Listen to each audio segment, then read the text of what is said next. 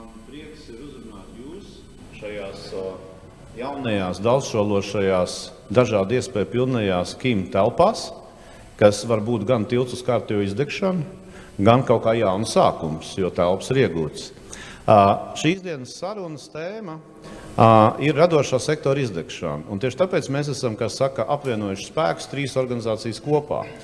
KIMS, kuram šī tēma šķiet ārkārtīgi svarīgi, ņemot vērā tos izaicinājumus, kas radošajai sfērai šobrīd ir, godīgi sakot, visā pasaulē, arī Latvijā vienmēr bijuši, bet paliek aizvien vairāk.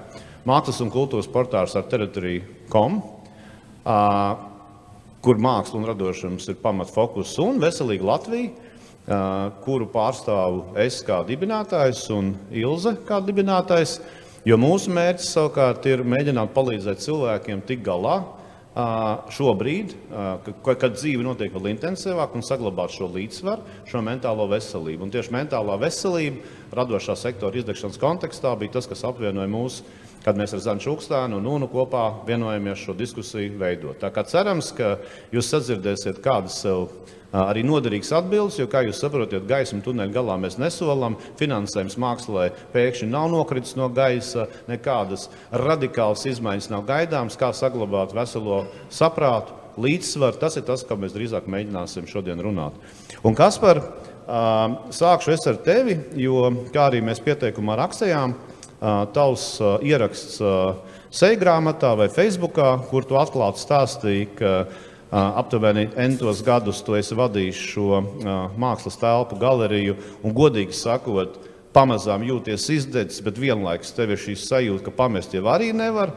Nu, kā tu pats vērtē, teiksim, šo visu ekosistēmu vidi, kurā šobrīd notiek mūsu mākslas dzīve Latvijā, un ko tu no tā esi guvis un kāda ir tava pieredze? Saglabājot to, tu tomēr sēdi, nu neesi vēl sadedzis līdz galam un izties pats maidīgs.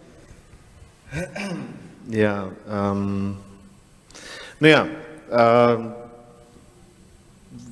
es ierakstīju kaut kad pirms pāris mēnešiem, tuvojoties 10. dzimšanas dienai mākslas telpai, ko es vadu, 427.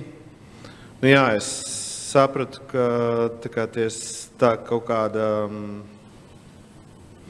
izturība pret to, ka visu laiku nāks atkal un atkal cīnīties ar kaut kādām problēmām, kaut kādiem dažādiem apstākļu sakritībām, gan pašu vainas izraisītām, gan neatkarīgu apstākļu raisītām. Bija sajūta, ka ir apnicis tas vāveres ritenis, kurā mēs skrienam, man liekas, tā arī varētu raksturot varbūt šo visu ekosistēmu, ka tas būtībā ir kaut kāds tāds vāveres ritenis, kurā mēs esam ielikuši. Kāds no kuru motīvu vadīts. Manā gadījumā man vienmēr ir bijis kaut kāda stulba ideja, ka, ja kaut kas nenotiek Rīgā vai Latvijā, tad varbūt, ka man jāmēģina tas izdarīt. Un līdzīgā veidā tapa mākslas telpa 427, kas būtībā bija varbūt pirmā telpa, gluži varbūt ne pirmā telpa, kas bija mākslinieku vadīta, jo tādas ir bijušas jau iepriekš. Bet tā bija pirmā telpa, kur varbūt mēs vairāk reaģējām uz to tādu mūsdienu modeli, kas ir mākslinieku vadīta telpa.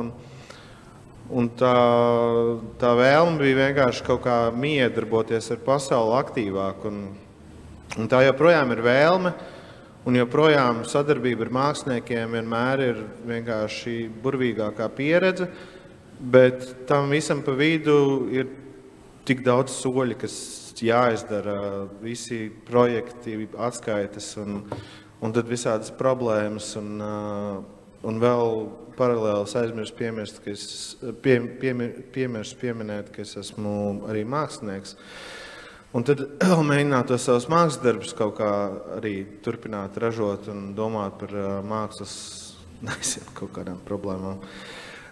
Un var sakot, es nezinu, tas ir tā kā viss ir daudz pa daudz brīžiem, un mēs tā runājam par tiem risinājumiem vai tā kā atziņām, ko es esmu guvis, es nezinu, laikam, man palīdz tā kā vienkārši aizbēgt no Rīgas.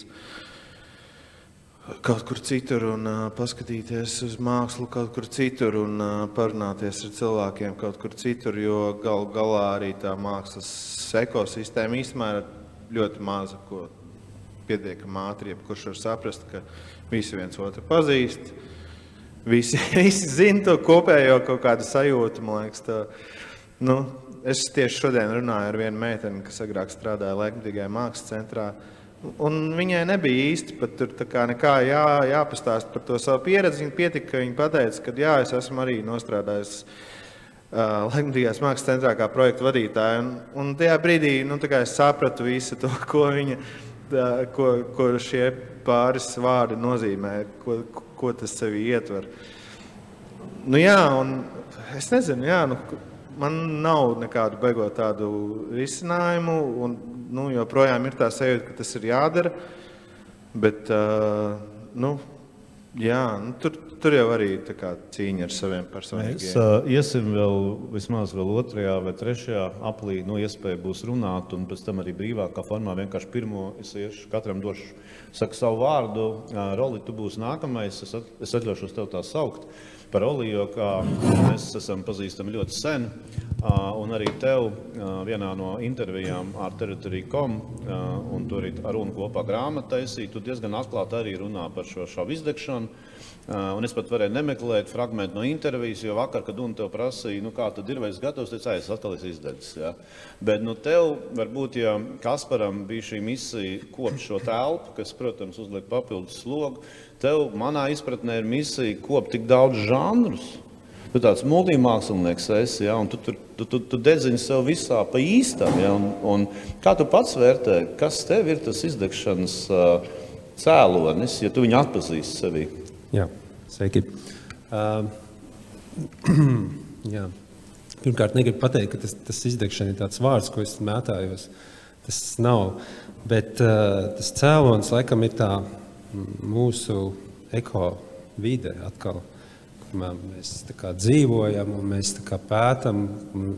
Vismaz es visu laiku domāju par lietām, kāpēc kaut kas nenotiek. Kas ir tie cēloņi, kāpēc kaut kāds ritenis negriežās gana labi. Ne tikai man, bet vispār šī sabiedrībā.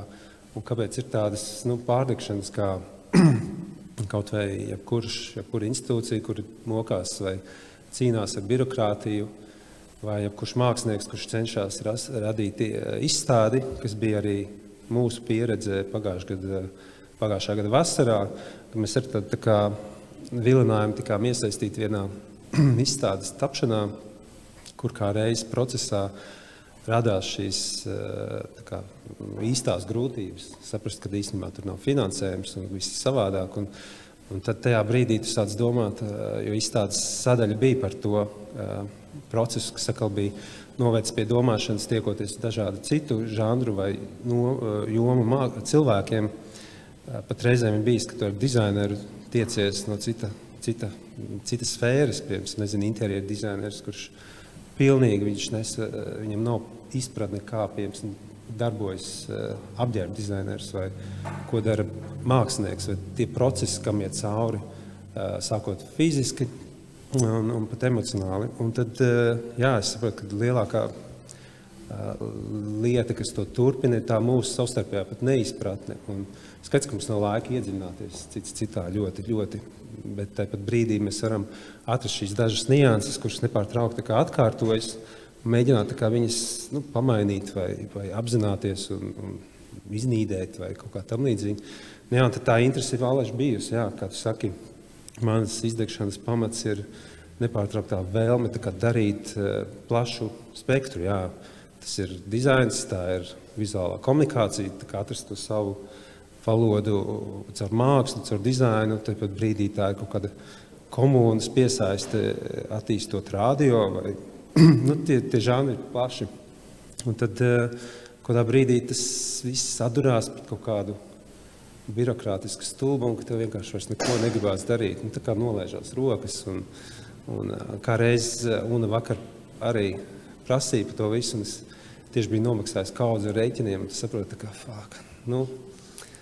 ka tu dari nenormāli daudz, bet tev uzkrīt arī nenormāli daudz tās finansiālās atbildības, un tā kā bišķiņ pazaudē to stimulu. Un tas, man liekas, arī tajā lokālajā vidē ir tas, ka reizēm pietrūkst tas naivums vai naivā cerība, ka kaut kas tiešām var izmainīties. Jā, tad mēs nepārtraukti kuļamies tajā visā. Ko es gribu būtiski pateikt? Gan jau es pateikšu, bet jā. Gan jau vēl būs iespēja. Ilze, mēs ar tevi runājām par to, kā atrast šo līdzsvaru. Un, teiksim tā, kā jau es teicu, gaismu tuneļa galā var redzēt, bet ļoti bieži tas izrādās vilciens, jā, vecajā anekdotē. Un, gan Kaspars, gan Rolis nomaksā kaudz rēķiniem, bet, teiksim, atklāt visi Latvijas iedzīvotāji praktiski šobrīd nomaksā kaudz rēķiniem. Un nav apsolītā paradīze, kad rēķini tiks atcelt. Tanī pašā laikā, tas ir viens, otrs ir nemitīgi tieksme radīt. Un neradīt mākslinieks nevar. Kā tu teiktu tīri no organismu uzbūves viedokļa starp mentālo, fizisko, bioķīmisko, kā šo līdzsvaru vispār būtu pareizi jāmēģina atrast? Es gribētu sākt nevis ar to līdzsvaru atrašanu, jo tas ir, es domāju, ka katram ir savs tas līdzsvaru ceļš, bet nedaudz padalīties ar to, kas notiek medicīnas zinātnē un bioloģijas zinātnē saistībā ar izdegšanu. Ja izdegšana pašreiz ir ļoti populārs vārds un moderns, un izdegšana ir atzīta kā psiholoģisks un emocionāls stāvoklis, ir ieviesta 11. starptautisko slimību klasifikācijā. Un tātad, ja tagad es saku, ka pacientam ir izdegšana, tad es varu viņam pieprasīt citās pasaules valstīs, Latvijā, protams, vēl nē, bet rehabilitāciju un atbilstošo atbalstu, arī psihologu palīdzību. Izdegšana ir tieši saistīta ar cilvēka profesionālo darbību. Izdegšana netiek saistīta ar kaut kādu viņa dzīvesveidu. Tur būs citas diagnozes mūsu vidē. Bet izdegšana tā tad ir nodefinēta, un izdegšanai ir raksturīgi 3 parametri. Tas viens ir, kad cilvēkam vairāk nav tāda prieka par to, ko viņš dara, viņš tā kā distancējās, viņam rodas cinisms par to, ko viņš dara, un nevēlam piedalīties tajā, ko viņš dara, un viņa produktivitāte ievērojami samazinās. Tie ir 3 galvenie precīzi definētie izdegšanas parametri.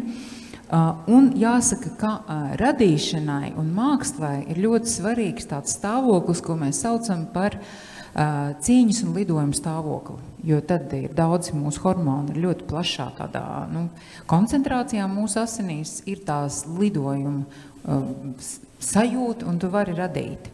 Bet cilvēka ķermenis fizioloģiski nav spējīgs visu laiku lidot. Mēs varam lidot kādu laiku, un katra cilvēka spēja atrasties šajā lidojuma un cīņas tādā agregāta stāvoklī ir atšķirīga. Tas ir atkarīgs no gēniem, no audzināšanas, no pieredzes un vispārējā.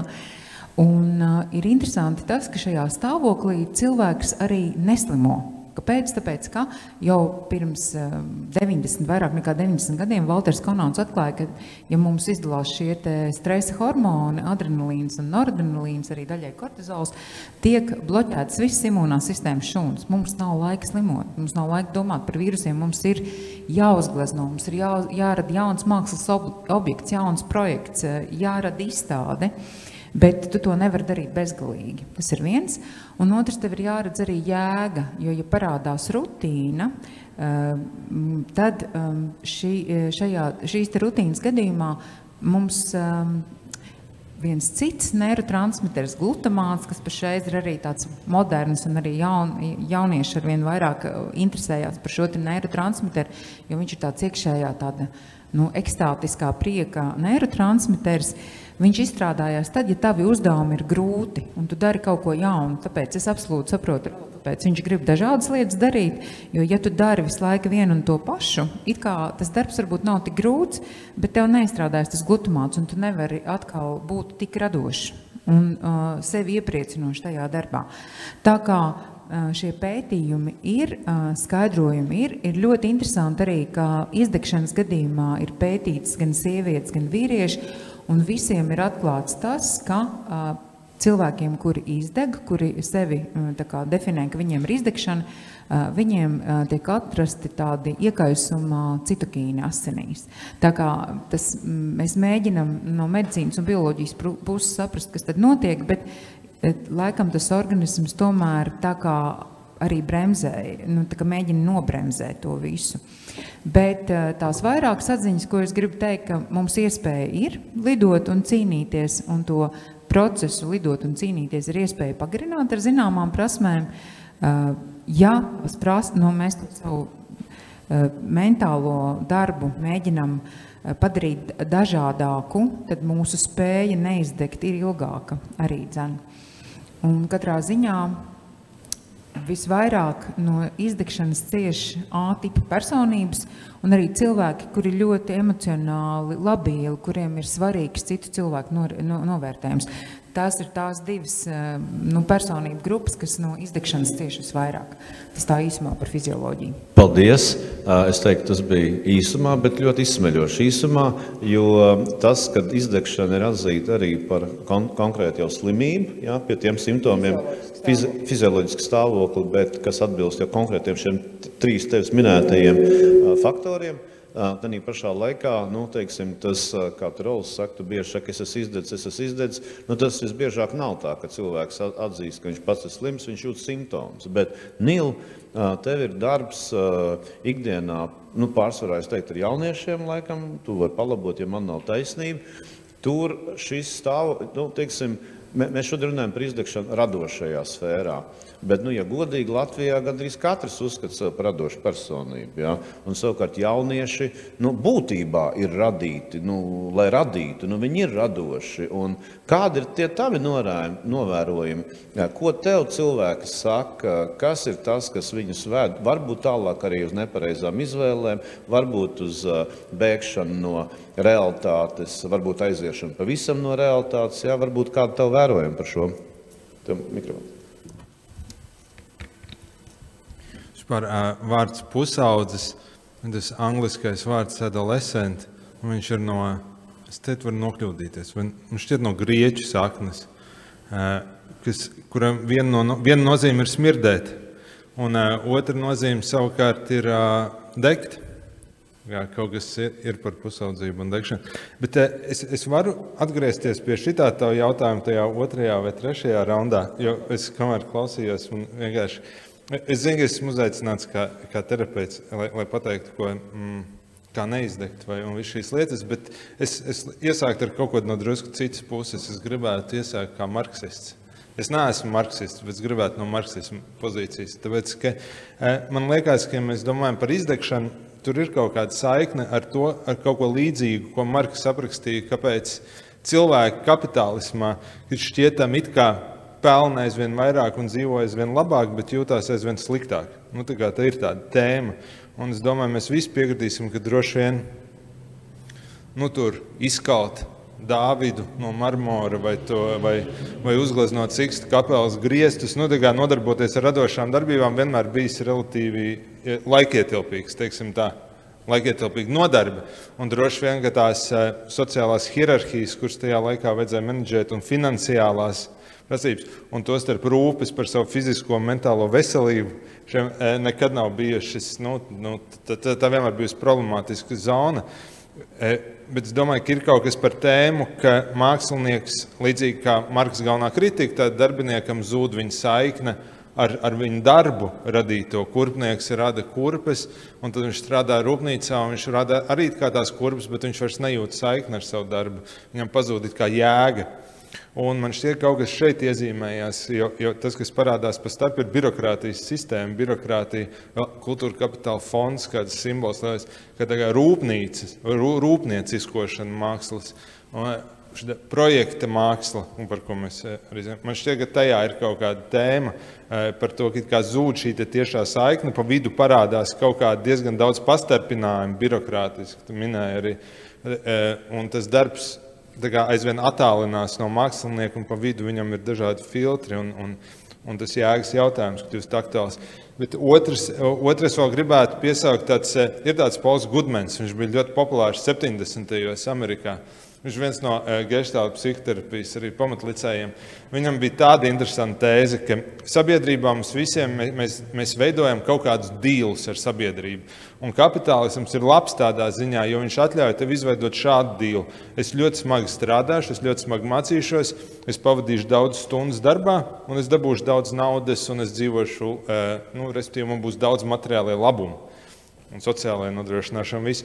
Bet viņš pieļauj arī otra veida dīlu. Viņš pieļauj tādu dīlu, ka es varbūt nemācīšos, vai iespējams es neiešu to aprobēto ceļu. Es strādāšu, piemēram, daudz mazāk, vai es strādāšu neregulāras stundas. Es neiešu 8 no rīta uz darbu. Es strādāšu, kad man ir iedvesma, pa naktīm vienalga. Un es arī tā varu dzīvot, bet es saņemu mazāk no sabiedrības. Restīvi, es nesaņemu sociālās garantijas, es varbūt dzīvoju pa 5 cilvēkiem vienā istabā, tādas dīles. Bet tas ir dīls, skaidrs. Man šķiet, ka mūsdienās tas drusku mainās, tāpēc, ka pārsvarā mēs visi tomēr uzskatām, ka visiem cilvēkiem vajadzētu būt kaut kādām sociālām garantijām, vajadzētu būt kaut kādai nodrošinātībai. Mēs runājam par šo radošās personības statusu, kas arī ir tāda tas it kā leģitimizē šo personu, bet tad sāk palikt jautājums, kur ir tas dīls. Tā kā mēs varbūt gribam abas lietas ielikt vienā paketē, un tas var nebūt baigi iespējams. Bet trešais īstenībā noslēdzot, es gribētu tad personiski atkāpt. Dr. Aizsilniec runāja par to, ka šī ir tā diagnoze. Es domāju, tā arī ir tēma par to, kā mēs medikalizējam visas dzīves jomas, un tagad arī šo, un tā trends droši vien no lielākas tāds. Un es neesmu drošs, ka psihologi, mediķi vispār ir tā vislabākā atbilde cilvēkiem, kuri saskarās ar šo lietu. Un te ir tēma par to, kā pazūd kā saiknes pašā profesijā. Un tas, es no savas personiskās pieredzes to zinu. Es vispār sāku šo mācīties kā psihoterapiju, tāpēc, ka es pats netiku galā ar radošās profesijas. Man pirmā izglītība bija teātra mākslā, es studēju Pēterburgā. Un es netiku galā ar to situāciju, kas notiek, kad tu iznāc priekšā un tur ir cilvēki, kas tevi skatās. Un, protams, ka man bija diagnozes un ārsti man palīdzēja, un es pateicīgs par visu šo, bet tas man nekā neatrisināja to problēmu, kā es varu nodarboties ar mākslu vai darīt to, ko es gribēju darīt. Un tie cilvēki, kas man pēc tam palīdzēja, nāca no pilnīgi citām sfērām. Es saprotu, ka tas, kas bija svarīgi, ir šī kopiena, šie paši cilvēki, ir mentorings. Vecāku, pieredzējušu cilvēku padomi jaunākiem cilvēkiem, kā ar to tikt galā. Es domāju, ka mūsu sabiedrībā tas vispār sāk iztrūkt. Jo mēs pieņemam, atgriežos pie tā, ar ko sāki, ka pusauģi jauni cilvēki ir lielā lieta, viņi paši zinās, kā tikt galā. Un ja viņi nezin, kā tikt galā, tad viņiem lūk šeit ir mentālās veselības dienests un dažādi veidi atbildi. Un es domāju, ka tas īsti labi nestrādā, ka atbildes ir jāmeklē pašiem savās kopienās primāri un pie cilvēkiem, kas ir tam tikuši cauri. Mans piemetinājums, kāpēc tā izdegšana tika un kāpēc ļoti daudz ārsti cīnījās par to, lai tā izdegšana būtu tajā klasifikācijā, jaunajā starptautiskajā medicīnas, diagnožu klasifikācijā, kur teiks, ka tā nav slimība, tas ir psihoemocionāls fizioloģisks stāvoklis, bet, ja pie manis atnāk cilvēks, kuram ir izdegšana, es viņam varu teikt, ka viņam pienāks atbrīvojums no darba, jo pie pašreizējās likumdošanas, ja ir tā izdegšana, es nevaru viņu palīdzēt. Man ir jāizdomā kāda cita kaite, un tā ir tāda mānīšanās. Jo cilvēkam, kuram ir izdegšana, vienā mirklī ir vajadzīgs iedot iespēju ar atbalstu, ar sociālu atbalstu, ņemot vērā to, ka viņš ir strādājis, viņš ir maksājis nodokļus, viņam ir jāļauj nenonākt līdz kaut kādām smagākām diagnozēm, bet ja tā izdegšanas sākumā viņš ir jāatbalsta. Un es pilnīgi piekrītu, ka tas, kas mums pietrūkst, ir tas tā savstarpējā atbalsts kopienā.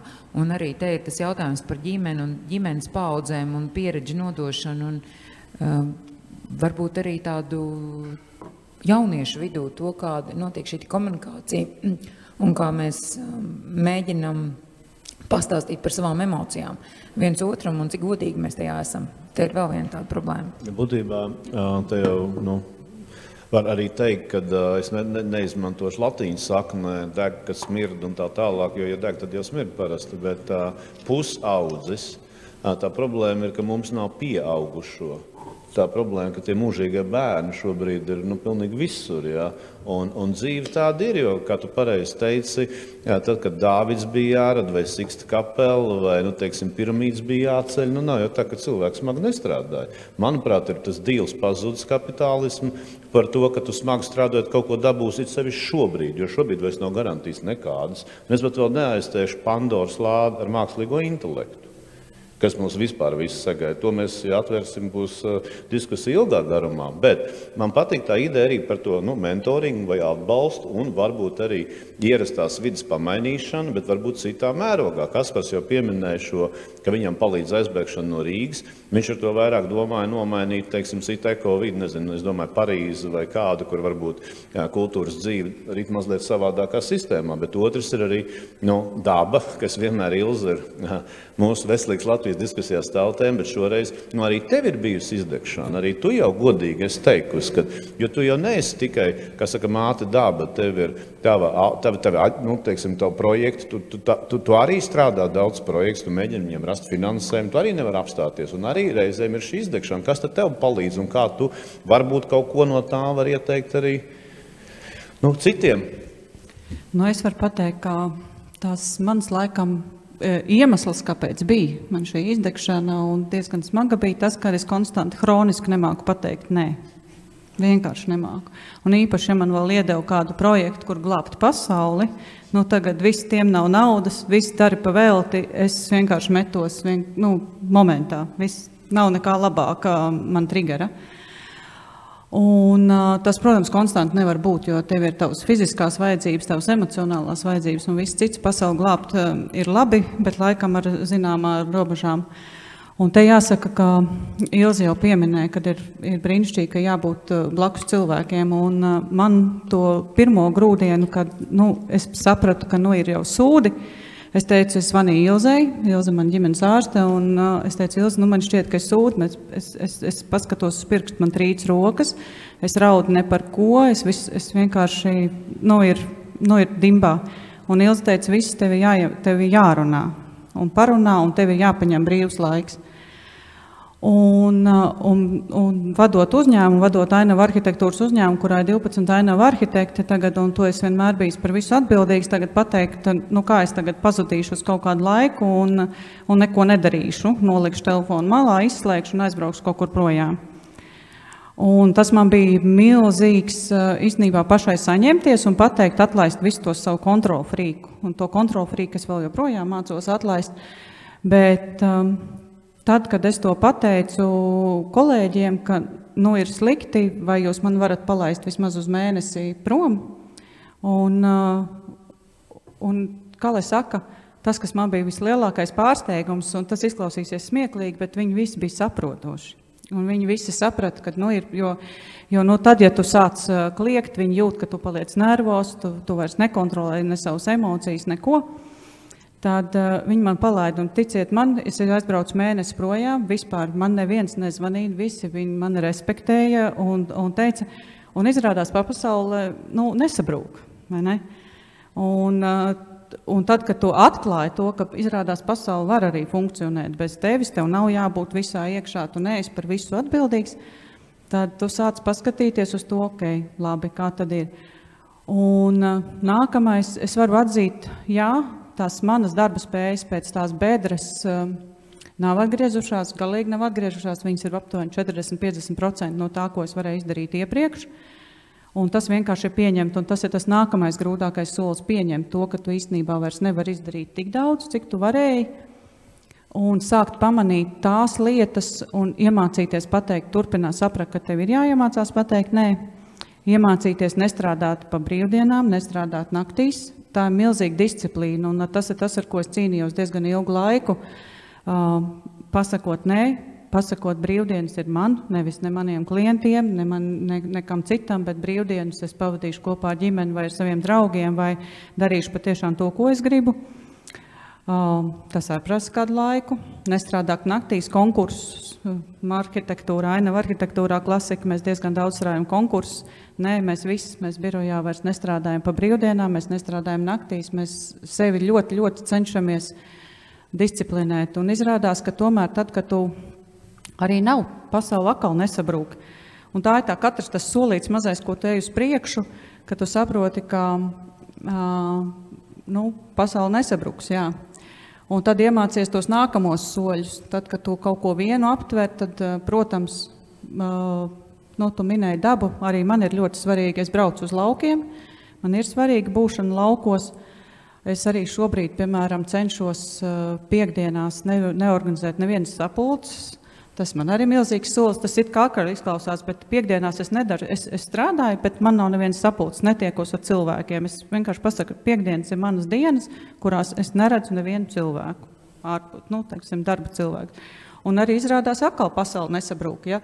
Tie mazie soļi, tas nesaka, ka un tajā brīdī savukārt es saprotu, ka es varu izdarīt vairāk. Darot it kā mazāk, es varu izdarīt vairāk. Man parādās tā enerģija. Man ir vajadzīgs laiks sev, un man ļoti palīdz būšana dabā, un man ļoti ir vajadzīgs klusums. Man patiešām ir vajadzīgs klusums, kurā nenotiek nekas apkārt. Paldies. Man liekas, mums ļoti tā intensīvi cilvēcīgi saruna notiek. Ja? Mēs nesolam vieglus risinājumus. Agita, mēs ar tevi runājām, un Ilze apstiprināja, ka tas ir viens no simptomiem šai psiholoģiski emocionālajiem stāvoklim izdegšanas, kad tev iestājas rutīna un tev pazūd, var teikt, gandarījums, bioloģiski medicīna, varbūt tas ir tas neirotransmiters, tev neizstrādājas, tev it kā bija viss veiksmīgi. Kā saka, rēķini tev tika samaksāti, viss tev notika intensīva, kā saka, dzīve tavā galerijā putī, tu pazini rotas mākslinieks no visas pasaules pie tevi, un tu vienā mirklī pateici nē, un es pieļauju, ka daudziem tas bija pārsteigums, un pārcēlies dzīvot uz laukiem. Tas bija kaut kāda apzināta aizsarga reakcija, lai nenonāktu tādā izdegšanā, jo daudz, es nezinu, kā, manuprāt, daudziem tas bija šoks, jo tu pilnībā nomainīji visu vidi. Jā, tu pareizi pateici. Es sajūtu, ka tas tā būs, un es pirms tam, kad galerijā nostrādāju tos 20 gadus, es domāju, ka iestājusies ir rutīna, ka tas vairs man nesagādā nekādu gandarījumu. Tad, es noklausījos Ilzes teikto par to, kas ir izdegšana, tad varētu... Es tā nekvalificēju, ka tas tā ir izdegšana, bet tagad es saprotu, ka tā laikam bija tas izdegšanas sākums. Un es sapratu, kad es sāku kašķēties gan ar darbiniekiem, gan mājās, gan arī tādā veidā bojājot savu iekšējo pasauli, un es sapratu, tad jāvar tās durvis iet. Un man likās, kad aizvērt durvis vajag tajā brīdī, kad tas sāk notikt, jo tad tu jūties vēl labi. Tad tev tādas mīļas atmiņas, un ka tu nenoved to līdz tādai slimībai, ka tu pilnībā izdedz, un tev jau vajadzīga medicīniskā palīdzība. Un es tā arī izdarīju, es pabeidzu, un jau zināju laikus, ka es pabeigšu tos 20 gadus, un es aiztaisīšu galeriju. Un jau man pirms kāda laika dzima doma lauki, kad es gribu iet uz laukiem, un tā kā man vīrs saka, Andrs, ka es izvēlējos nevis, kad es esmu visu laiku cilvēkos, un kad es vēlos, un kad man nepieciešami lauki, bet es esmu laukos, kur nav cilvēku, kur ir klusums, kur ir zvēri, daba. Un kad es vēlos, tad mēs aizbraucam cilvēkos. Tāds brīdis pienāk. Varbūt tas nav 30 gados, bet man pienāca tagad. Bet tu laukos esi, labi, tie lauki varbūt nav klasiski lauki, bet tomēr tu no rīta līdz vakaram esi savā citā vāveres ritenī, bet tur dīvainā kārtā tevi satiekot, tu sāc starot aizvien vairāk, lai gan strādāju, es teiktu, tu nebūtu ne mazāk. Jā, es strādāju, ravēju, lopus kopju, visu daru. Ņemos, man tas viss sagādā prieku, klausos dabas fonda lekcijas par putniem, par pļavām, par mežiem. Eju tādā pilnīgi jaunā laukā, jaunas zināšanas, jauni cilvēki, tiek iepazīti jauni cilvēki ar pavisam citu dzīves uztveri, un man tas viss sagādā ļoti lielu prieku, jo tā daba, es pirms tam biju domājis, man patīk daba, es eju pa mežu, meža takām, baudu dabu, eju gar, piemēram, gar dīķiem un eju pa pļavām, bet īsti es neko dabai nedodu tādā veidā. Es tikai ņēmu, es atpūšos pie dabas, es priecājos par dabu, daba man dod enerģiju, bet dzīvoju tur, es sapratu, kad es negribu tikai ņemt no dabas, es gribu būt kopā ar dabu un nevis sadzīvot ar to, bet būt tā kā dabas elements kopā. Un tad līdz ar to man tās zināšanas un ar katru reizi, ko es jaunu iegūstu, es atkal kļūstu arvien priecīgāk, laimīgāk, lidojošāk. Kaspar, tu, ja es pareizi sapratu šo aizbēgšanu no Rīgas, tā arī bija domājis, ne gluži uz laukiem, bet uz, teiksim, citu civilizētu Eiropas, varbūt pilsētu, kur, no malas jau, protams, var teikt, ka viņiem viss ir labāk, gan jau, ka tur arī ir savas iekšējās cīņas, radošajās profesijās vienmēr bijis cīņa, tāpatās, kā mēs runājām, varbūt neveikls piemērs šajā zālē, bet arī profesionālā hokejā, profesionālā futbolā, visur, kur visvairāk saņem izcilības, vienmēr ir nežēlīga konkurence, bet arī pašā laikā, protams, ja mēs runājam par ekosistēmu, tad varbūt tā kā tu vadi arī pats savu mākslas telpu, un kā tu kautrīgi teici, esmu arī mākslinieks, ja? Pa lielam, jo tomēr tu esi izcils mākslinieks.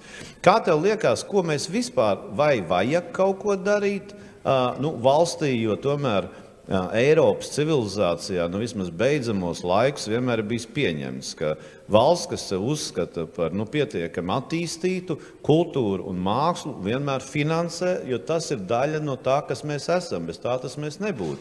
Un var teikt, ka mēs esam nabadzīga valsts, lai gan par to neliecina mašīnas mūsu ielās, par to neliecina ierēģņu skaits un viss šī birokratizācija, šī institucionalizācija, šī projektu stancēšana, kas izdedzina tos, kas projektu stancē, un ne visi var pateikt nē, jo tu kā mākslinieks jau reizēm tev, kā saka, liek radīt.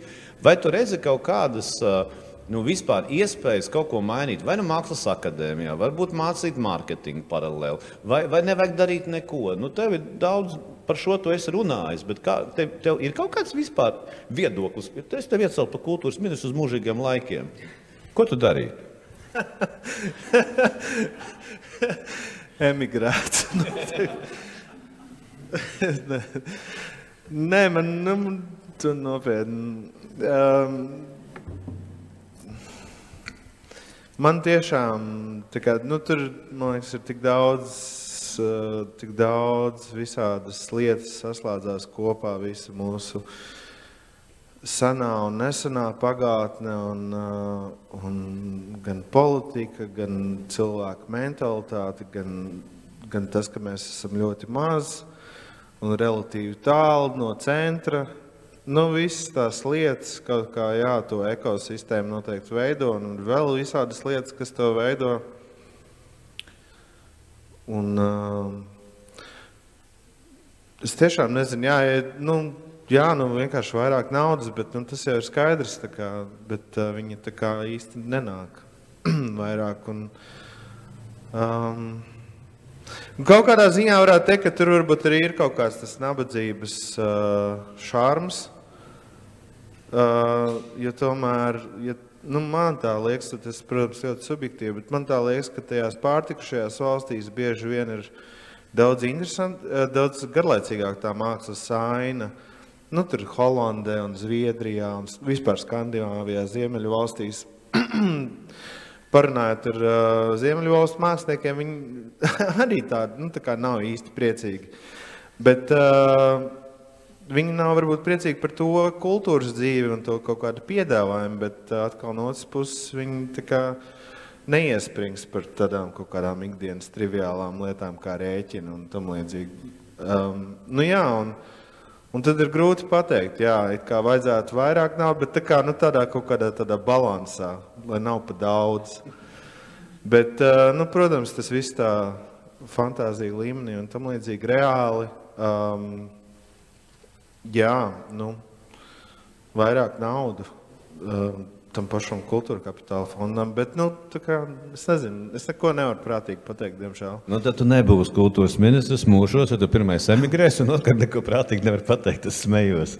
Bet, nu jā, ja tev ienāk prātā prātīgs recepts, tu droši raksti uz ministriju, uz visiem, bet nē, nu, vēl ir tas, kas, manuprāt, nu, varbūt vēl mazliet pie tevis un tad pie Roļa, nu, es neesmu mākslinieks, teikšu godīgi, bet, nu, savā ziņā esmu žurnālists, atkal esmu atpakaļ, nu, arī varētu teikt radošā sfēra.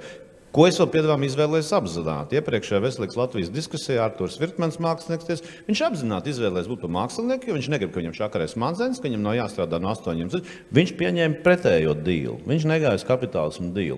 Un viņš apzinājās, ko tas nozīmē. Un viņš brauc uz štatiem un pavadīja tur līdz pandēmijā 20-15 gadus. Es nedomāju, ka viegli, bet viņš apzināti izdarīja to izvēli. Ja? Nu, līdz ar to tas, kas māksliniekiem, nu, teiksim, kādreiz ir palīdzējis, vienmēr ir mecenāti. Nu, teiksim tā, nevis sponsori, īsti mecenāti, kas arī, nu, teiksim, bija prestižs. Nu, teiksim, mēs esam daudz braukājuši par šiem muzejiem pasaules. Ja? Nu, un tu ieej iekšā, un tev ir tas un tas atstājis šo kolekciju. Un tur ir bilde ar to un to, kas to kolekciju ir atstājis. Ja? Nu, tas bija gods, tas bija prestižs. Nu, Vāgners bez, kā saka, savu mecenātu neko nebūtu spējis radīt. Vai tev ir kādas idejas ne kā kultūras ministram, bet kā mecenātismu veicinātam? Arī tas mums Latvijā, nu, kā saka, nu, tā, nu, ar milzīgām piepūlēm. Labi, ka Kimam veicās, teiksim, izsolē, jārīko vakariņas, jāuzaicina cilvēki, jābaro, un tad jātais izsolē savāku naudu. Nu, smieklīgi. Nu, kā 10 gados šo māju var uzbūvēt tikai uz vakariņām un izsolēm, tas ir smieklīgi. Ja? Kas būtu jādara, lai tiem cilvēkiem šo mecenāsmu paskaidrot, ka iegūst abas puses? Varbūt mākslinieki paši vainīgi, varbūt viņi ir aroganti un neprasa. Nu jā, laikam gan jau, ka vienkārši tāda savstarpēja vienai otras puses saprašana, ko laikam tā caur izstādēm un atklāšanām ir grūti uzbūvēt, jo, nu, tikko tu saproti, ka tas mākslinieks vai atkal no otras puses tas mecenāts ir tieši tāds pats cilvēks kā tu, tad tās attiecības uzreiz, nu, protams, mainās un būtu noteikti daudz vienkāršāk nonākt līdz kaut kādām, jā, nu, līdz mecenātismam. Nu, tā kā varbūt arī pašiem māksliniekiem kaut kā vairāk jāvar tās savas darbnīcas vaļā, bet, nu, tas jau it kā notiek. Bet, nu, es nezinu, nu, tas noteikti arī viss tādas sabiedrības augšana un tas, ka visi kopistiski kaut kā ar vienu vairāk saprot to, ka tā kultūra ir, tas mums, man liekas, svarīgākais, nu, kas veido šo valsti. Bet, jā, kāds pieminēja arī par to komunu, īstenībā, man liekas, es esmu ceļš šonedēļ krāsojot sienas galerijā, es ļoti novērtēju tiešām to komunu, nu, kad tā kā man ir publiska telpa, es krāsoju sienas, tur durvis vaļā un iet garām kādi paziņas vai draugi un, piemēram, vakar gāja garām un beigās nokrāsoja pusi no sienām. Un tāda vienkārša lieta, bet, nu, tajā brīdī tur tas ir, ka tev kāds palīdz tā burtiski ar kaut kādu mazu lietiņu, tas bieži vien ir tikpat spēcīgi, kā tas kaut kāds lielais mecenātismu žests. Nu, tā kā, man liekas, nu, tas tā viss tāda kopīga augšana, un tas arī ir tas, kas man joprojām kaut kā motivē arī to telpu veidot, ir, nu, tās savstarpējās attiecības ne tikai ar māksliniekiem, bet arī ar apmeklētājiem un ilgadējiem faniem un atbalstītājiem, kas dažreiz tiešām vienkārši palīdz vai no ar krāsas bunduli vai kaut kādu urbmašīnas aizdošanu uz nenoteiktu laiku un tam līdzīgi. Paldies, man liekas, tas bija lieliski, jo Roli, tu jau arī teici, un es tev pilnīgi piekrītu, kad, nu, manuprāt, arī Artery.com tika izvietots priekš tam, un, manuprāt, arī Kim pirms 15 gadiem tika izvietots tāpēc, jā. Un arī Veselīga Latvija īstenībā tika izveidot tāpēc, ka mums ne vairāk, ne mazāk ir mērķi, lai 2050. gadā mēs būtu laimīgākā pasaules valsts vēstures bez augstākā pašnāvības skaita kā Somija, un lai mums ir veselībā nodzīvotie gadi ilgākie, jā, ideālistisks mērķis, bet tādā mazā valstī viņš ir elementāri sasniedzams, ja mēs iemācītos sarunāties, iemācītos izprast viens otru, cienīt viens otru. Un tu kā tāds starpnozaru, teiksim, attīstītājs, tev arī šis raidījums tīrkultūra. Ja? Tev jau arī acīm redzot ir vēlme, kur tu intervē dažādus cilvēkus, ja? Un tas bija izcils raidījums. Ja? Un teiksim, mode, tu vienmēr esi uztvērs, ka mode ir kā mēdījis, kas mums, manuprāt, šī sarunāšanās var būt dažādu nozaru pārstāvjiem, iemācoties izprast viens otru, nāk palīgā ar krāsas bunduli, kā saka, šī brīvprātīgā, angliski saka voluntēšana, latviski brīvprātīgā darba darīšana, acīm redzami, ja? Tas ir ļoti labs veids arī, kā, ja tev nav nauda, kā palīdzēt procesam, kas tev iesaista, bet tad mums varbūt kopā ir jābūt cilvēciskākiem. Kā tu to teiktu? Jā, noteikti cilvēciskākiem. Nāk atmiņā, kad mēs par šo tēmu sākām runāt savā iepriekšējā izstādē, neredzamie vingrinājumi, kā reiz tur bija tās fāzes, ka mēs ejam cauri, jo ne jau tā, ka man kāds uzaicina darboties kādā darbībā, es tagad lecu iekšā un baigi sev dedzinu. Reizēm tā dedzināšana rodas no tā, ka tu jūti, kas ir jādara, pirms tiem 10 gadiem sākās tīrkultūra. Jā, mēs kaut kā ar dombiedriem jutām, kad ir kaut kādā tādā komunikācijā iztrūkst izpratne par mazām niansēm.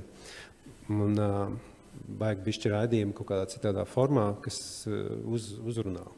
Vai kaut kā savādāk nointervēt tos pašus vecos cilvēkus, kuros, piemēram, jaunieši varbūt neieklausās, viņiem viņš asociēs ar kaut kādu vecišķu garšu vai nezinu.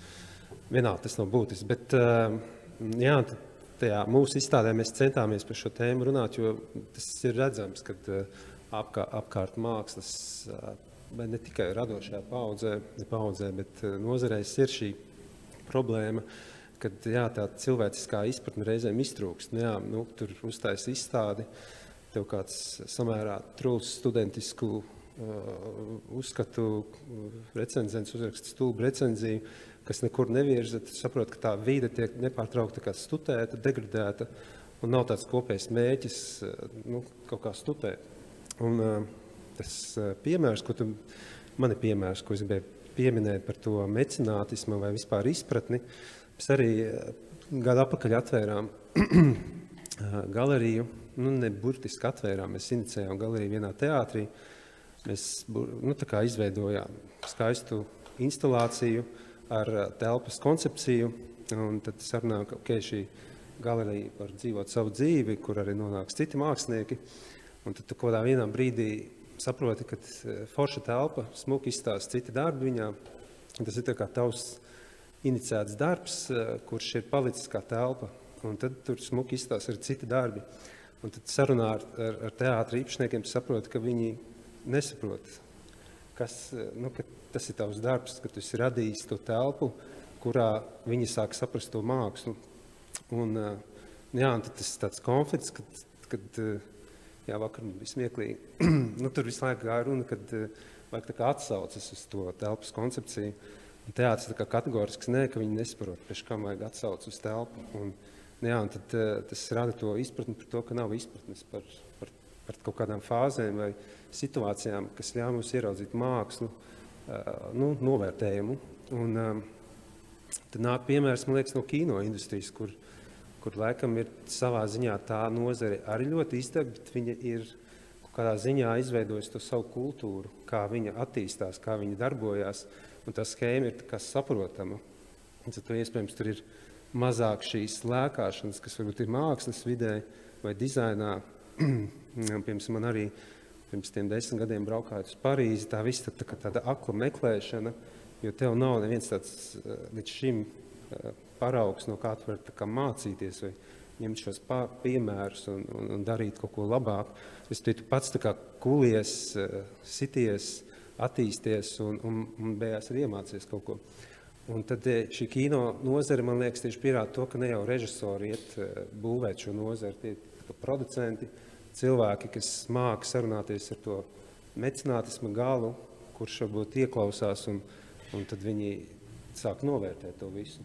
Man kaut kā liekas, kad redzot mākslas nozari, man tāda aizdoma, kad iztrūks tas spēcīgais komunikatīvais gals, kurš tiešām spēja nostādīt šo nozari kaut kā cieņpilnāk. Un, jā, tas ir traki, kad ir izcili mākslinieki, kur taisa izstādes Valsts mākslas muzejā, bet budžets ir tuvu nulē, un tu saproti, ka tas ir kā tas ir. Un nerunāsim par galerijām vai tiem, kas dara kaut ko individuāli šeit.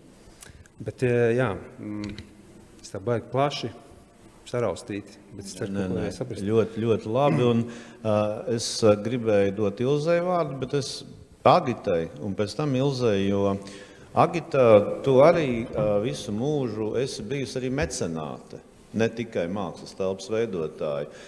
Tu tai skaitā esi atbalstījis praktiski visus šeit esošos māksliniekus, man liekas, vismaz tie, kas ar tevi atrod kontaktu. Un tu labi, manuprāt, zini šo, gūt var dot, gūt var ņemot, dot, gūstais, neatgūstams. Tu jau dabūni šo prieku, šo kontaktu ar mākslinieku, un joprojām tagad 12. jūlijā būs kārtais energāra pasākums Dūrmuižā, kur atkal būs latviešu mākslinieki. Jau 2. gadu pie tevis tu jau bez tā nevari.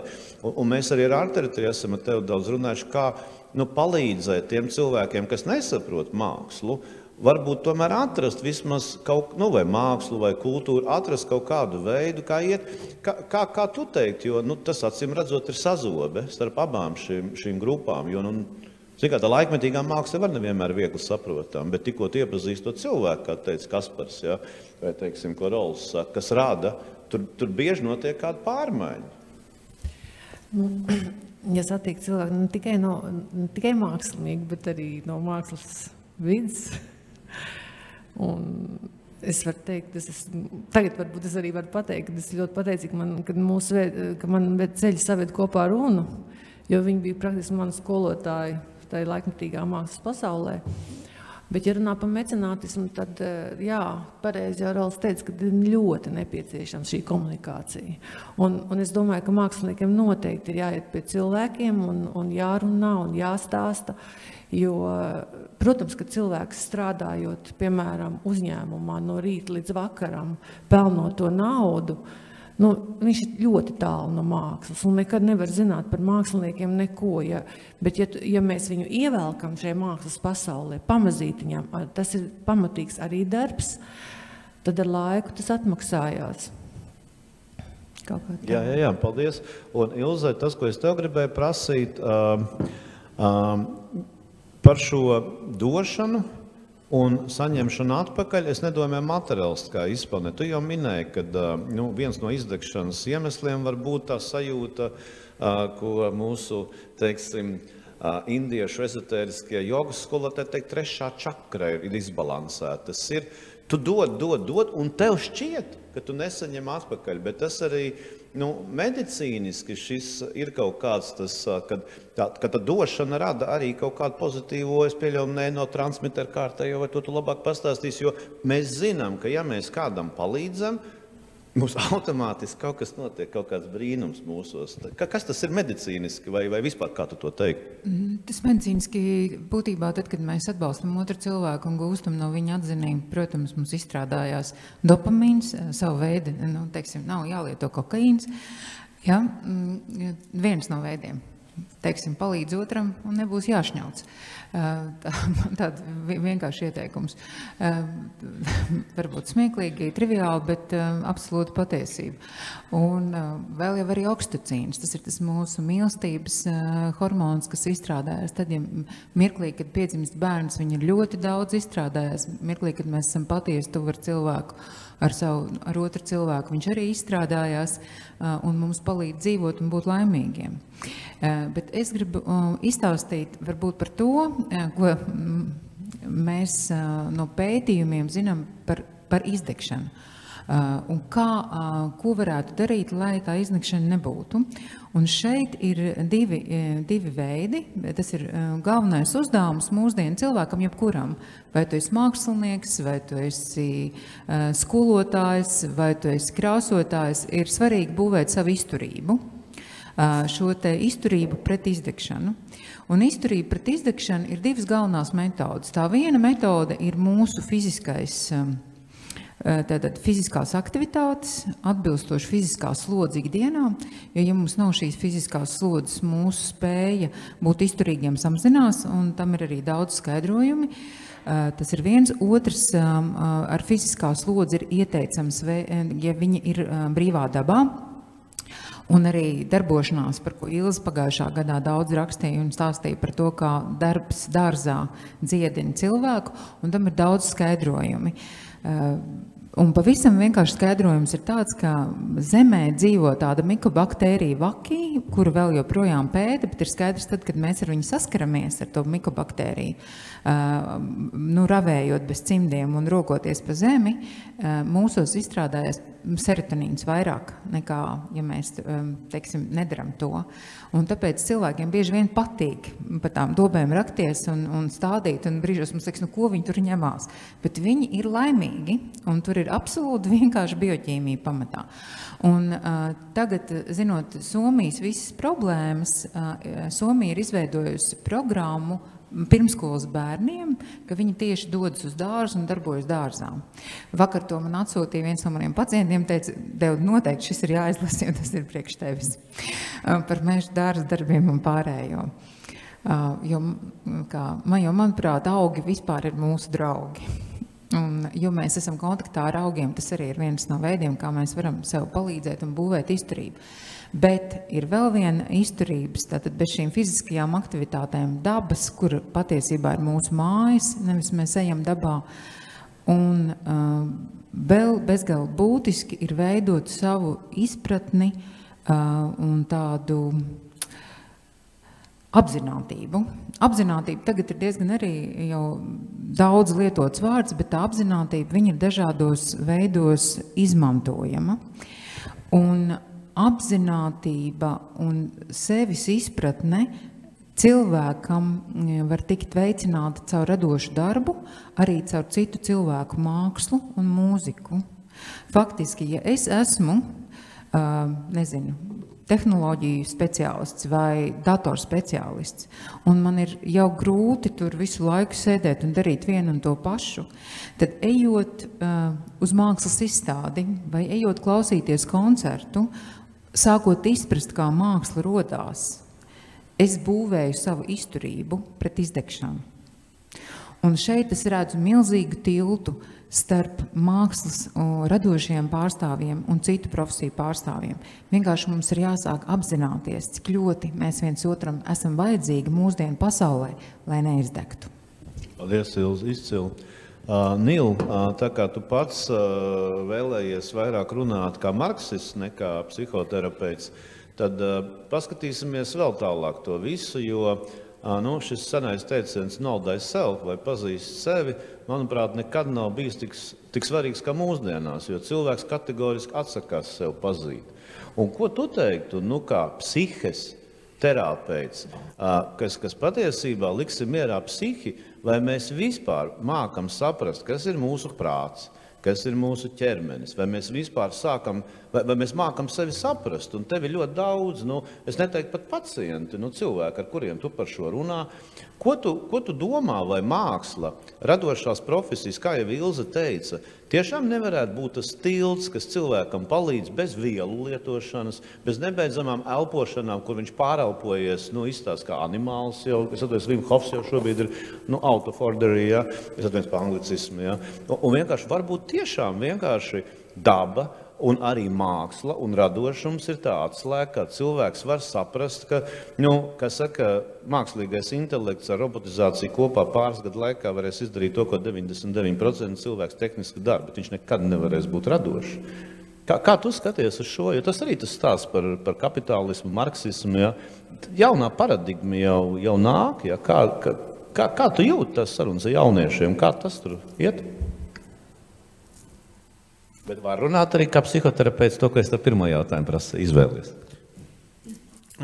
Es domāju, ka tas pārklājās. Man šķiet, ka māksla ir līdzīga kā psihoterapija, ka tas nav, varbūt, es neredzētu to gluži kā tiltu, es redzētu to kā vienu veidu praksi, līdzīgi kā terapija, līdzīgi kā reliģiskās prakses, tas ir veids, kā mēs izzinām sevi un caur to izzinot sevi, protams, ka mēs to darām miedarbībā ar citiem.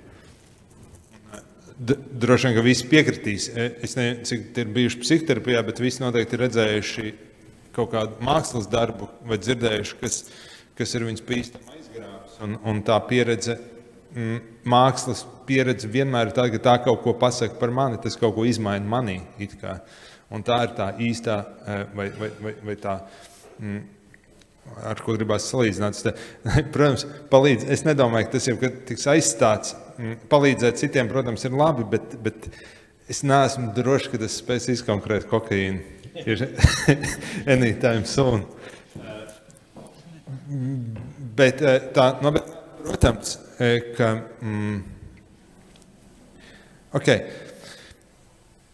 Labi, es drusku no otras puses tomēr pēdēšu. Ja mēs runājam par jauniešiem, un iespējams, kāpēc mēs vispār šodien tik daudz runājam par izdegšanu, protams, ka tas lielais pārvērsiens ir noticis uz iekšieni. Mūsu jaunās paudzes ir ļoti sevis centrēts. Un es domāju, ka tas tiek arī mācīts jau agrā bērnībā. Kādi ir populārākie vecākošanas padomi? Prasīt, kā tu jūties, kā tev šis ir, tev šis garšo, tu šo gribi. Visu laiku vērst apziņu uz sevi, uz savu iekšpusi. Kaut kādā brīdī tas bija, protams, ļoti svarīgi. It sevišķi tas bija svarīgi pēckara pasaulē, kad cilvēki principā bija aizmirsuši savu iekšējo pasauli, tam nebija vietas, viss bija vērsts uz izdzīvošanu, un mums vajadzēja saprast, ir kaut kas notiek man iekšā. Bet no psihikas viedokļa, ja mēs runājam, tā nav visveselīgākā stratēģija. Viens ļoti vienkāršs piemērs. Jo mēs vairāk domāsim par to, kā mēs jūtamies, jo mēs ātrāk sapratīsim, ka mēs jūtamies diezgan nepārāk. Tagad jūs to varat arī piemērot, jūs pievērsīsiet uzmanību. Kā jūs jūties, jūs noteikti sajutīsiet kaut ko, kas spiež, kas nav vērti, sāk palikt garlaicīgi, gaiss ne tāds uz toaleti vajag. Respektīvi, mēs sajutīsimies, ka mēs jūtamies slikti. Un tā ir realitāte. Un tāpēc, ja runā par jauniešiem, šī ir viena no tām idejām, kāpēc mēs runājam par tik lielām depresijām un trauksmēm jauno cilvēku vidū. Man šķiet nenormāli labs piemērs, kā tas darbojās. Starp citu, visas reliģiskās prakses, no kurienes arī nāk apzinātība, kā milzīgu medicīnisku jaunievedumu esam ieviesuši apzinātību. Kas realitātē nāk no ļoti senām antīkām reliģiskām praksēm. Bet kāda ir reliģisko prakšu ideja? Tieši pretējais. Es sev apzinos, protams, ir daudz tehnika, lai es apzinātos, bet es vēršu uzmanību un fokusu uz ārpusi. Ārpus sevis. Ideja ir atrast kaut ko ārpus sevis. Amerikā, ASV šī bija milzīga tēma vēl pirms pandēmijas, kad tika konstatēta augstie depresijas rādītāji pusauģiem. Viņiem ir šis galvenais ārsts, es nezinu, kāds Latvijas tulkojas, general surgeon, man liekas, kaut kas tāds. Un viņi izdeva valsts mēroga rīkojumu par to, ko darīt, kādu politiku, lai to pārmainītu, lai cīnītos ar šo pusauģu depresiju. Tur nebija praktiski nekādu tādu psiholoģisku, psihoterapeitisku dažādu ieteikumu. Tur bija viena svarīgākā lieta – sūtīt pusauģus pēc iespējas brīvprātīgā darbā, pēc iespējas iekšā sabiedrībā, kopienās, lai viņi sāk justies piederīgi, lai viņi vērš savu fokusu uz kaut ko citu ārpus sevis, uz kaut kādu mērķi, kas ir lielāks par mani. Starp citu, visefektīvākā ārstēšana vissmagākajai psihiskās veselības slimībai, atkarībai, alkoholismu un narkomānijai. Kāds mums šobrīd pagaidām joprojām zināms 12 soļu programma, anonīmie alkoholiķi, anonīmie narkomāni. Kā tas darbojās, ļoti vienkārši pamatprincips. Es vēršu savu uzmanību uz to, ka kaut kas ir augstāks par mani. To dažādi interpretējot un tā. Tajā ir kaut kāda milzīgs patiesības grauds. Kamēr es būšu sevi iekšienē fokusējies tikai uz sevi, es nekad pa īstam nejutīšos labi un apmierināti. Un to noslēdzot, vēl tomēr man gribās arī uzsvērt, ka ir svarīgi tos ar psihoterapeitiski visādi citādi, lai tas nepaliek tā, ka izdegšana ir kaut kas tikai manī. Es strādāju ar bērniem pārsvarā un pusauģiem. Viņi atnāk, 80% viņu problēmas nav viņos. 80% gadījumos viņu problēmas ir skolās, ģimenēs. Pārsvarā skolās un ģimenēs. Un man šķiet, tas būtu ļoti negodīgi, ja mēs teiktu, arī šim izdegušiem cilvēkiem, tātad tagad es izdedzis, mēs tevi sārstēsim un ieliksim atpakaļ tajā pašā vidē, no kurienes tu nāci. Es domāju, ka pa īstam mēs varam nodarboties ar mākslu, politiku, terapiju, medicīnu tajā gadījumā, ja mēs mainam arī kaut ko tajā vidē, no kurienes šie cilvēki ir pie mums atnākuši. Es īsu gadījumu pastāstīšu, pieminēju par mākslīgo intelektu. Man bija pacients tieši pirms pāris dienām. Respektīvi, kāds stāsts. Jaunieci strādā kazino virtuālajā un dala, respektīvi, viņi ir krupjē, laikam to tā sauc. Un viņš atnāk ar šo visu izdegšanu, to, ka viņš ir praktiski uzsprādzis darbā, un viņam ir iedot slimības, labi teikt par to. Bet kāda situācija, ka viņš izstāst, viņš stāv tur tajā darbā daudz stundas no vietas, un tur ir ap galdu 8 vietas, bet dzīves cilvēks tur ir tikai viens, pret ko viņš spēlē.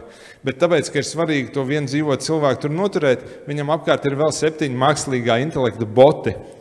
Un kas notiek, ka mans darbs ir stāvēt, dalīt kārtas un runāties ar 7 mākslīgā intelekta botiem un nemitīgi uzturēt ar viņiem sarunu un prasīt to starp, kā viņi jutās un kā viņam garšo šis dzēriens un kā viņam šī. Un viņš tā arī to aprakstīja, es vienā brīdī vienkārši flipoju. Tas nenozīmē, ka ar tevi ir kaut kas traka, tā situācija, kur tu esi, ir traka. Tā nav saprātīga vieta.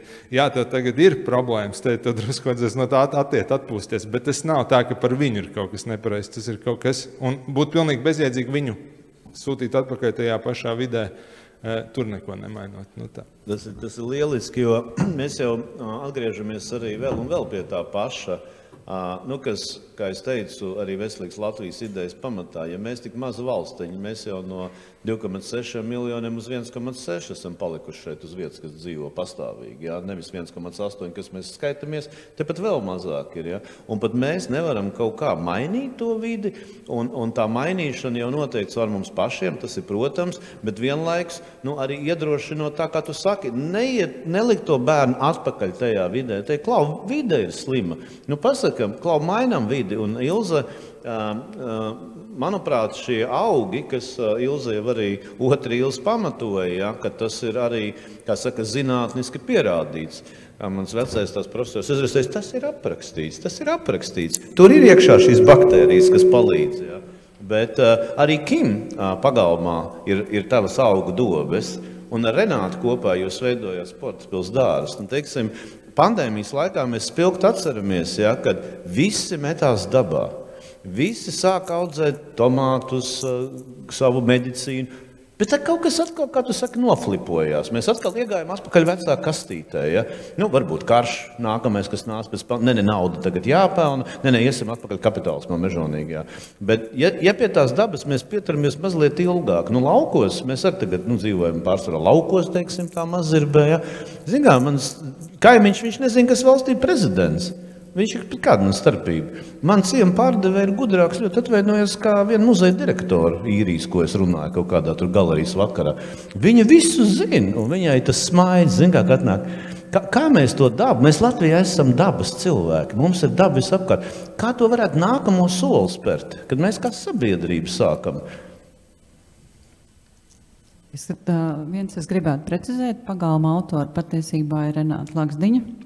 Te mēs varam redzēt brīnišķīgi par to, viņi vienkārši man tikai uzaicināja nedaudz kā pakonsultēt, un es gribu parādīt to, ka principā tādi Sporta pils dārzi arī vienu radošo cilvēku kuratori rada un veicina, un viņi saprot un vēlās strādāt turpmāk un patiešām izmantot augus savā darbībā.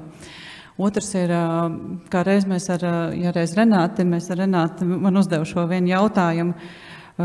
Mēs braucām uz vienu stādaudzētavu, un viņi saka, klausies, vispār dārznieki var būt ļauni cilvēki? Un tad es sāku domāt, vai slikti cilvēki. Un tad es mēģināju skatīties par visiem saviem pazīstamiem dārzniekiem un sapratu, ka, nē, laikam, man neiet arī kopā tas uzstādījums, ka dārznieks varētu būt ļauns cilvēks. Bet tas, kas var palīdzēt, iepriekš tika pieminēts vāveres ritenis, un par šo es arī domāju, jo es pat ar sevi, tāds klasika, ko mēs pasakam vāveres ritenis.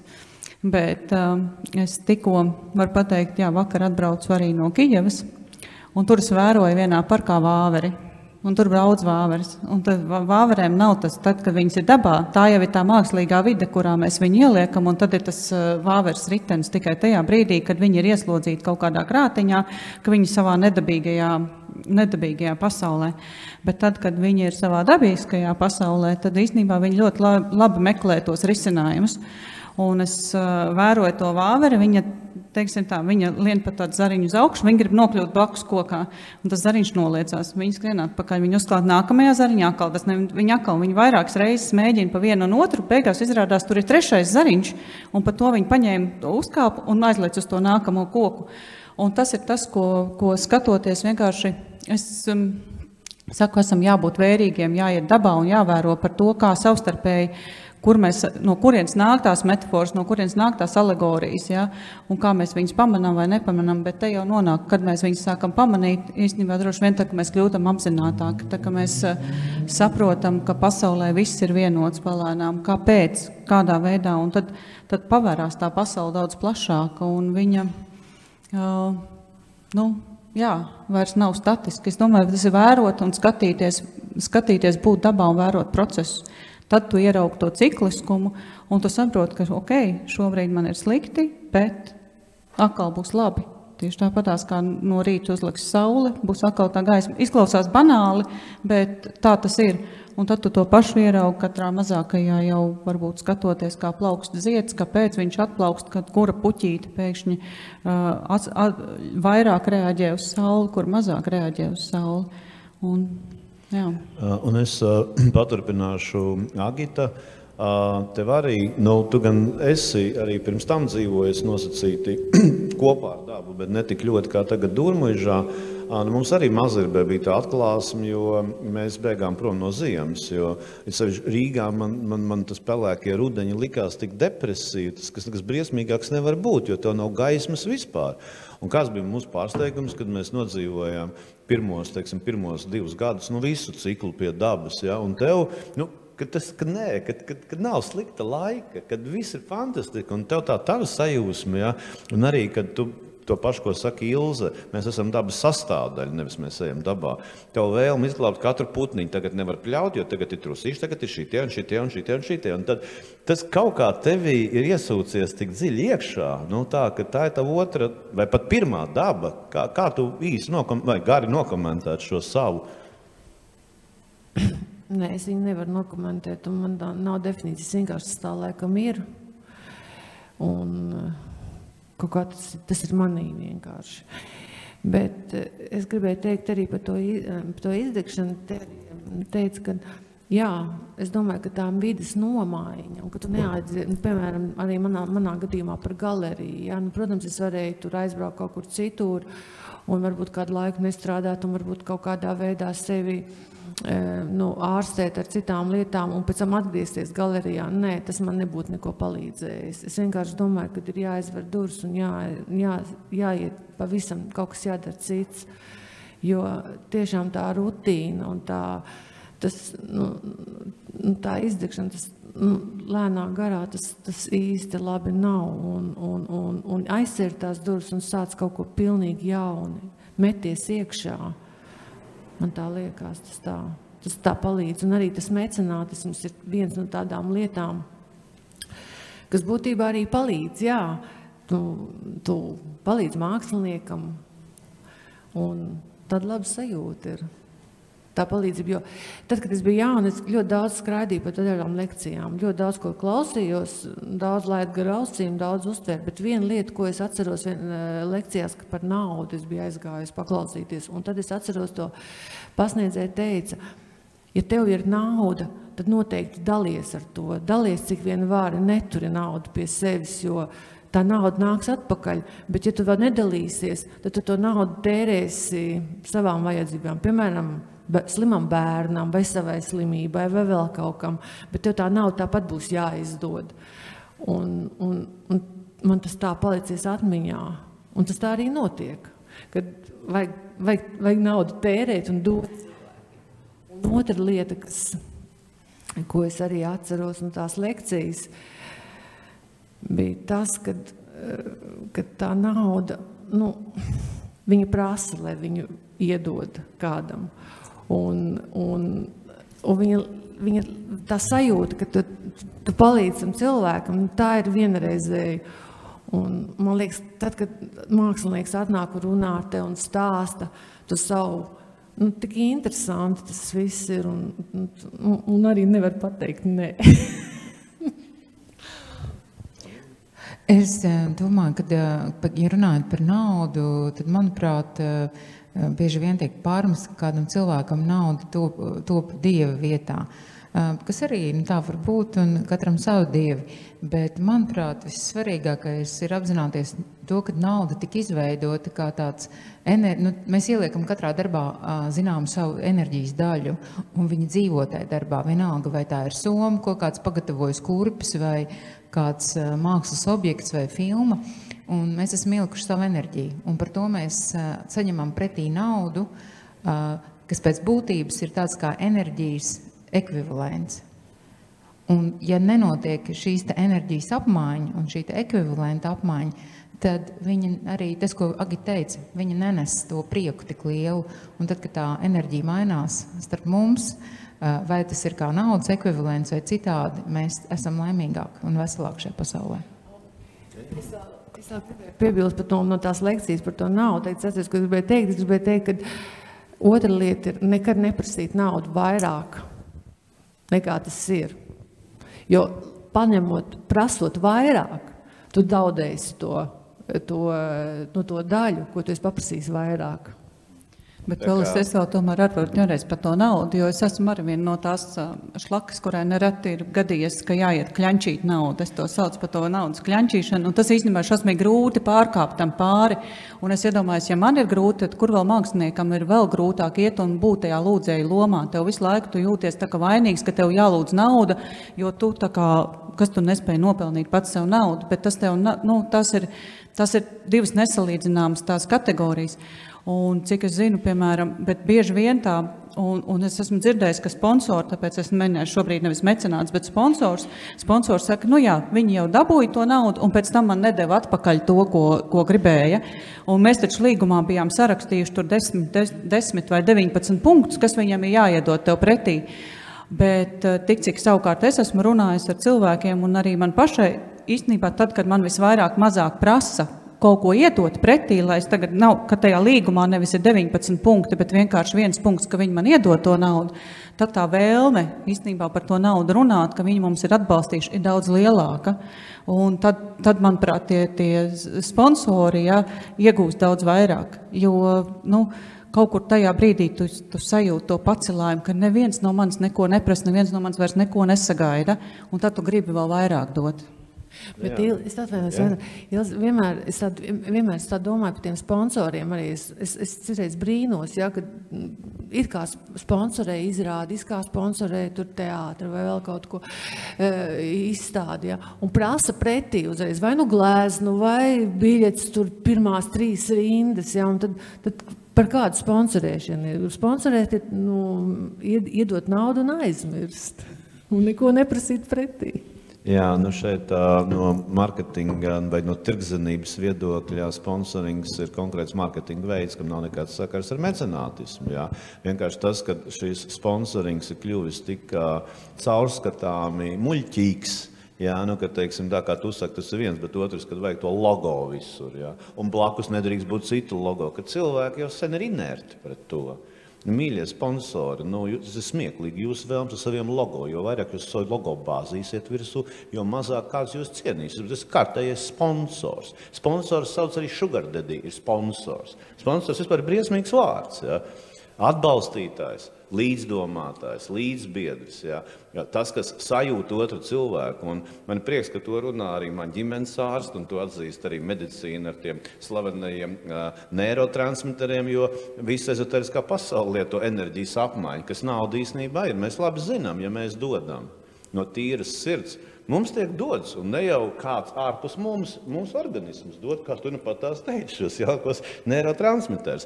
Bet tuvojoties, kad iesākot pēdējo aplai arī zālē, iespēja klātesošiem uzdot jautājumu, kas par varbūt, es neesmu mācījies ne akadēmijā un vispār neesmu mākslinieks, bet šie radošie plenēri, ceļš mums Mazirbē, vienmēr internāta skolā brauc mākslinieki šiem radošiem plenēriem.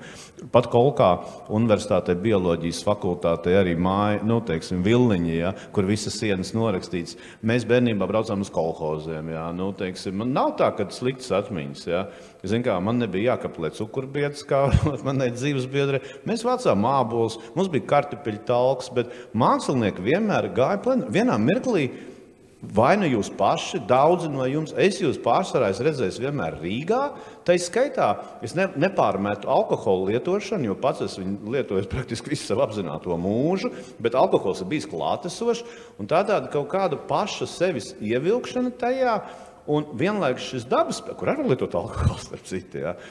Daba, kā tu redzi, vai vispār mūsdienu, jo tu viņus labāk pazīsti, tev taču arī ir gan, pasniedz, es pieļauju kaut ko konsultē, šiem jauniešiem nav tā, kad es saku, iesim pie dabas, vai kā es pateicu, ka es esmu kaut kāds pesteļotājs un kuku, ja? Kad kāda daba, kā ir tas šobrīd, būšana dabā, plenēri, savs, ko gribi, brīvdaba ir okei? Kad joprojām es tiešām strādāju, tas mikrofons. Es esmu patiesas pilsētas iedzīvotājs, bet ir joprojām, man liekas, tā daba jau nebeidz būt aktuāla arī jauniešiem, un tie plenēri vispār ir laba lieta. Ir gadījies piedalīties tādos, kas nav bijuši kā izglītības programmas sastāvdaļa, jo tad tur ir uzreiz kaut kādi noteikumi un kaut kāds nepatīkams apakštonis tam visam. Bet savākties un kaut vai vienkārši aizbraukt pasēdēt pie ezera, tas vienmēr palīdz noteikti.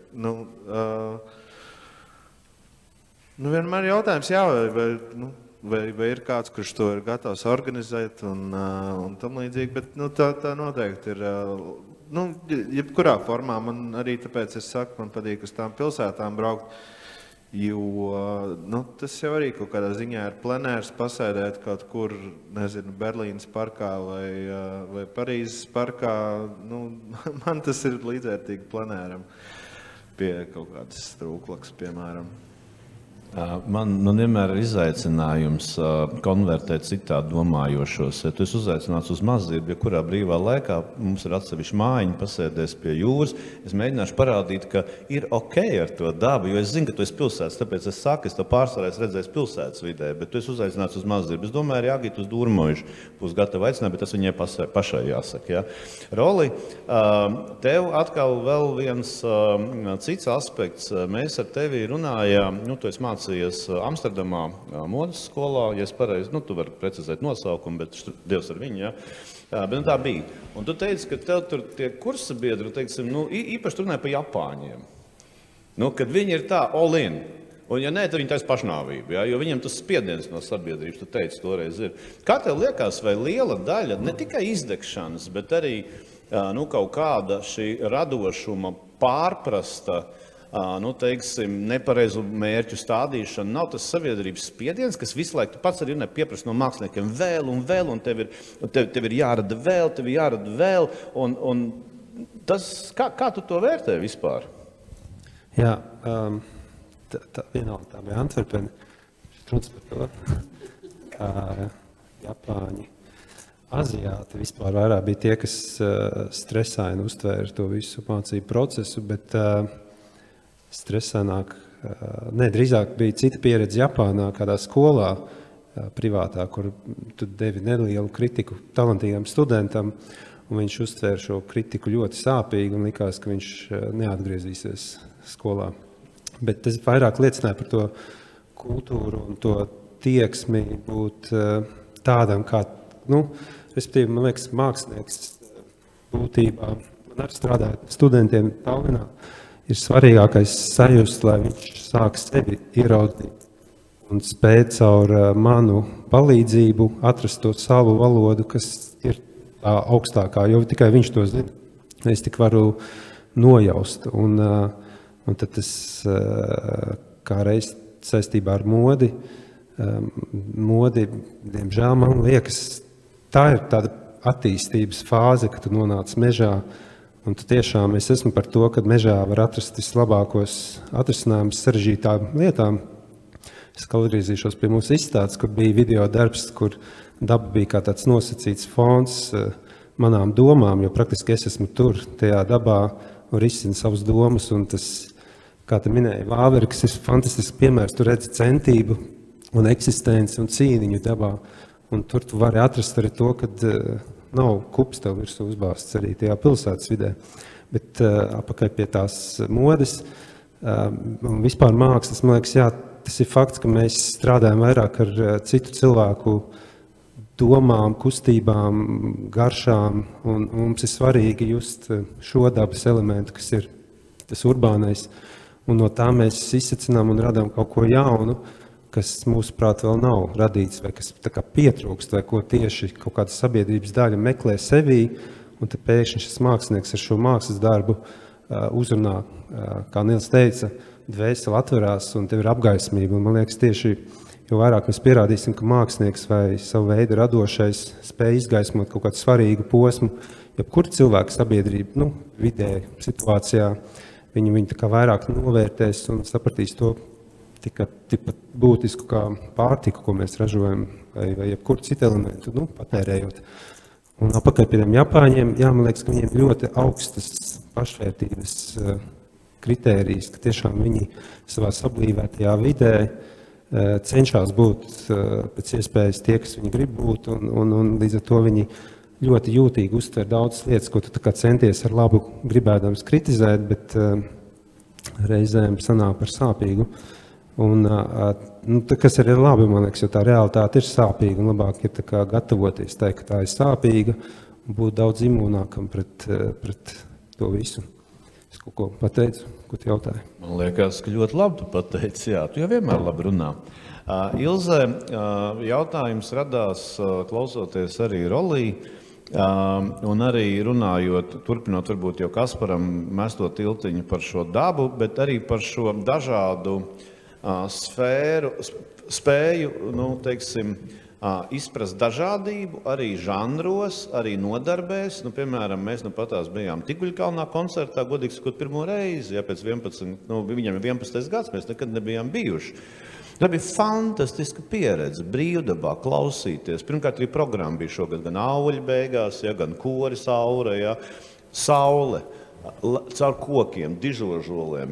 Man tur ļoti labi iederētos arī vēl māksla.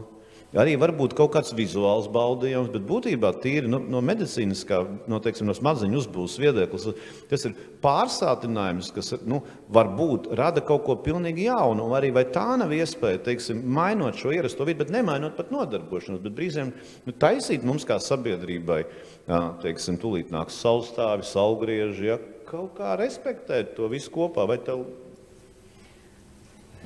Nesapratu līdz galam to jautājumu. Tu domā par to, kā mēs savienojam dažādas radošas un citas darbības. Dabu kopā un vienlaiks cilvēks, kas tur savādāk nenonākt, ievilinam viņus nosacīt dabā un mākslā, radot platformu sarunai.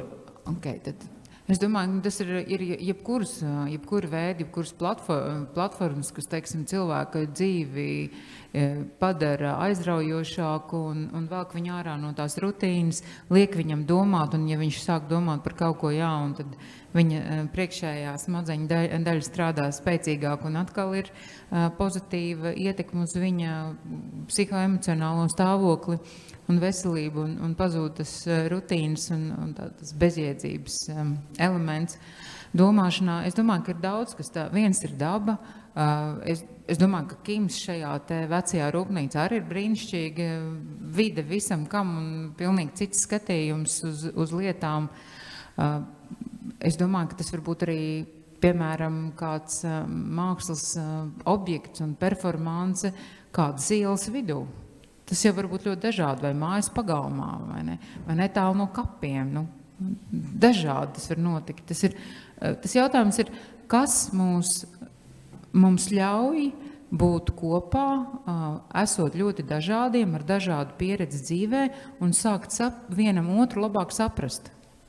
Vienam otru labāk saprast un arī atbalstīt tajā, ko tu dari.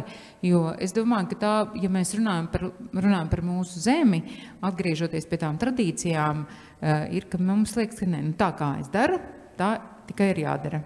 Bet varbūt, ka var darīt citādāk, un varbūt, ka māksla nav tikai tas, kas tev liekas, vai kas tev ir kādreiz mācīts skolā, bet vēl šeit ir jāatgriežas arī pie izglītības, jo par mākslu, par radošumu, par mūziku ir nepieciešams izglītot jau skolā. Jo cilvēkam ir jābūt gatavam, tad, kad viņš dodas savā dzīvē, vismaz zināt kaut ko vairāk.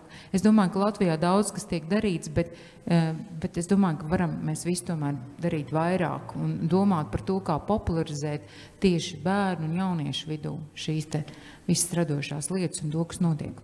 Es varu pie šī īsi. Man vienkārši sanāk daudz būt skolās. Tā ir kā traģēdija. Jūs iet skolā un jūs apstaties, kas ir pie sienām. Jūs nekur neredzēsiet, nevienā skolā neredzēsiet neko. Maksimums tur ir prezidenta portrets. Tas ir, to var kaut kā interpretēt, bet nav skolās mākslas. Un arī apstoties, kāda ir dizaina skolās, piemēram, vai krāsas sienu, vai personīgi sāpīgi tēmas, jo mēs esam par to domājam. Kāpēc mēs domājam, ka bērni ir tādi infantili, mākslinieciski, pilnīgi neko. Tā māksla, ko bērniem dod, tās vaboles, zaķi, tās briesmīgās vāveres, bet tajos kostīmos mēs apstāmies, kāda ir bērnu māksla kopumā. Tajā ir kaut kas ceļš publiskā. Es domāju arī par to, kā publiskā māksla pazūd no vides, ne tikai no skolām, bet no vides vispār. Šodien bija ziņa par to, ka tiks aizvākti vēl pieminekļi. Protams, var strīdēties par politisko, bet mēs aizvācam it kā publisko mākslu aizvien vairāk. Mēs maz redzam skulptūras parkos, piemēram, un lietās. Es domāju, šajā ir milzīga tēma par to, kā vispār bērnus ieved iekšā mākslā. Jā. Es nedēļu tik par to dabu runājot, man liekas, ka vēl ir problēma, ka daudz cilvēku, kas ir dabā, es nerunāju tie, kas ir dabā, bet man kaut kā sajūta, ka dabā tas, ko es ņemu, ir dabiskais. Un man reizēm ir sajūta, ka daudz cilvēku, kas ir pie tās dabas, īsti to arī neredz. Tas dabiskais. Jo tas dabiskais ir tāds savā ziņā pamats visam arī, kā Kaspars teica, mēs esam dabiskās situācijās, labi, viņš var tā neteica, bet es tā saprotu. Un tā arī ir, un mēs esam dabiskās situācijā. Latvijā šādu situāciju, mākslā vai kurā radošajā, mēs vienkārši dabiski mēģinām saprast, ko darīt, kā atrisināt, nevis kaut kā pēc kaut kādiem standarta paņēmieniem no rietumiem vai kaut kā risināt pēc kaut kā. Un tad, man liekas, tas dabiskais šajā vidē reizēm izpaliek. To es gribēju pateikt. Jā, un es dodot vārdu Ilzei Rukšānei, kurai arī meita ir māksliniece, ja, un arī kaut kā man ļoti norezinēja tas, ko Nīla, tu teici par šo mākslas būšanu skolā, kas sasaucās ar to, ko tu teici, ka mēs Latvijā zinām, kā vajag. Es atceros, kāpēc es neesmu mākslinieks. Es gribēju būt, bet es dabūju pazemināt tādu zīmi, jo es jaucu tehnikas, uzrakstīju skolotājs, es uz gošu atļāvos ar zīmolu uzzīmēt kosmonautam vadu. Kā tagad atceros, un manai meitai bija dežavu tas pats. Skolot ir tehniku jaukšana. Kas pa mūragu un kā var skolā izdomāt, kā mācīt mākslu pareizi? Ja? Kā tev ar meitu bija? Viņa arī nerada tradicionāli, tādu visiem saprotamu mākslu. Vienkārši kā tu domā, vispār var skolā noteikt rāmjus, kā drīkst mācīt mākslu un ko drīkst un ko nedrīkst darīt, jo kaut kādi rāmji jau vajadzīgi? Viņai laikam paveicās ar pasniedzējiem un skolotājiem. Katrā ziņā tas, ko viņi sāk jau iet centra daļmatniecības pamatskolā, principā tas ceļš viņai, es pat nezinu, kāpēc, es zinu, kāpēc es viņu aizvedu, tāpēc, ka es nokavēju to pieteikšanos tajās skolās, un tad es biju izdomājis, ka man viņu jāved, tāpēc, ka netālāk no mājām bija tā Hanzas skola, un tur būs baseins, un viņi varētu peldēt. Mēs aizējām, man viņi tie pasaka, ko jūs, kundzīt, iedomājaties, nedēļa jau atpakaļ bija jāpiesaka, visas skolas ir aizņemts. Un tad es domāju, uz kurien iet, un es aizgāju centra daļmatniecības, izrādās, mēs bijām otrie, kas vispār to skolu bija atklājuši.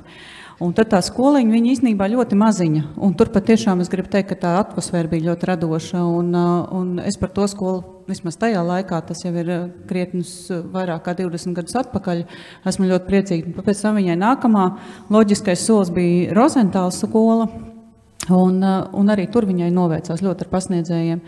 Un tad, protams, man jau kā mammai, kaut kur iekšā bija tā sajūta, kā mākslinieks vispār var izdzīvot. Un es saprotu, ka vienīgais mans uzdevums ir īstenībā viņu iedrošināt un teikt, ka ja tu darīsi to, ko tu mīli, tad tu nebūsi bagāta, bet tu izdzīvosi, tu būsi pēdusi, un tu būsi galvenais, ka tu būsi laimīga.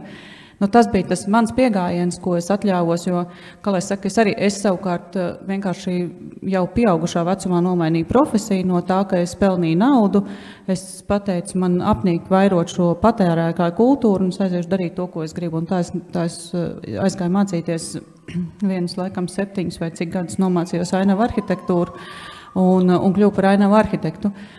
Un tas ir tas, ka, bet beidzot daru to, ko es gribu, es točni saņēmu mazāk, kā es saņēmu pirms tam, ka es strādāju tā saucamajā Big International biznesā un veicināju to patēriņu kultūru.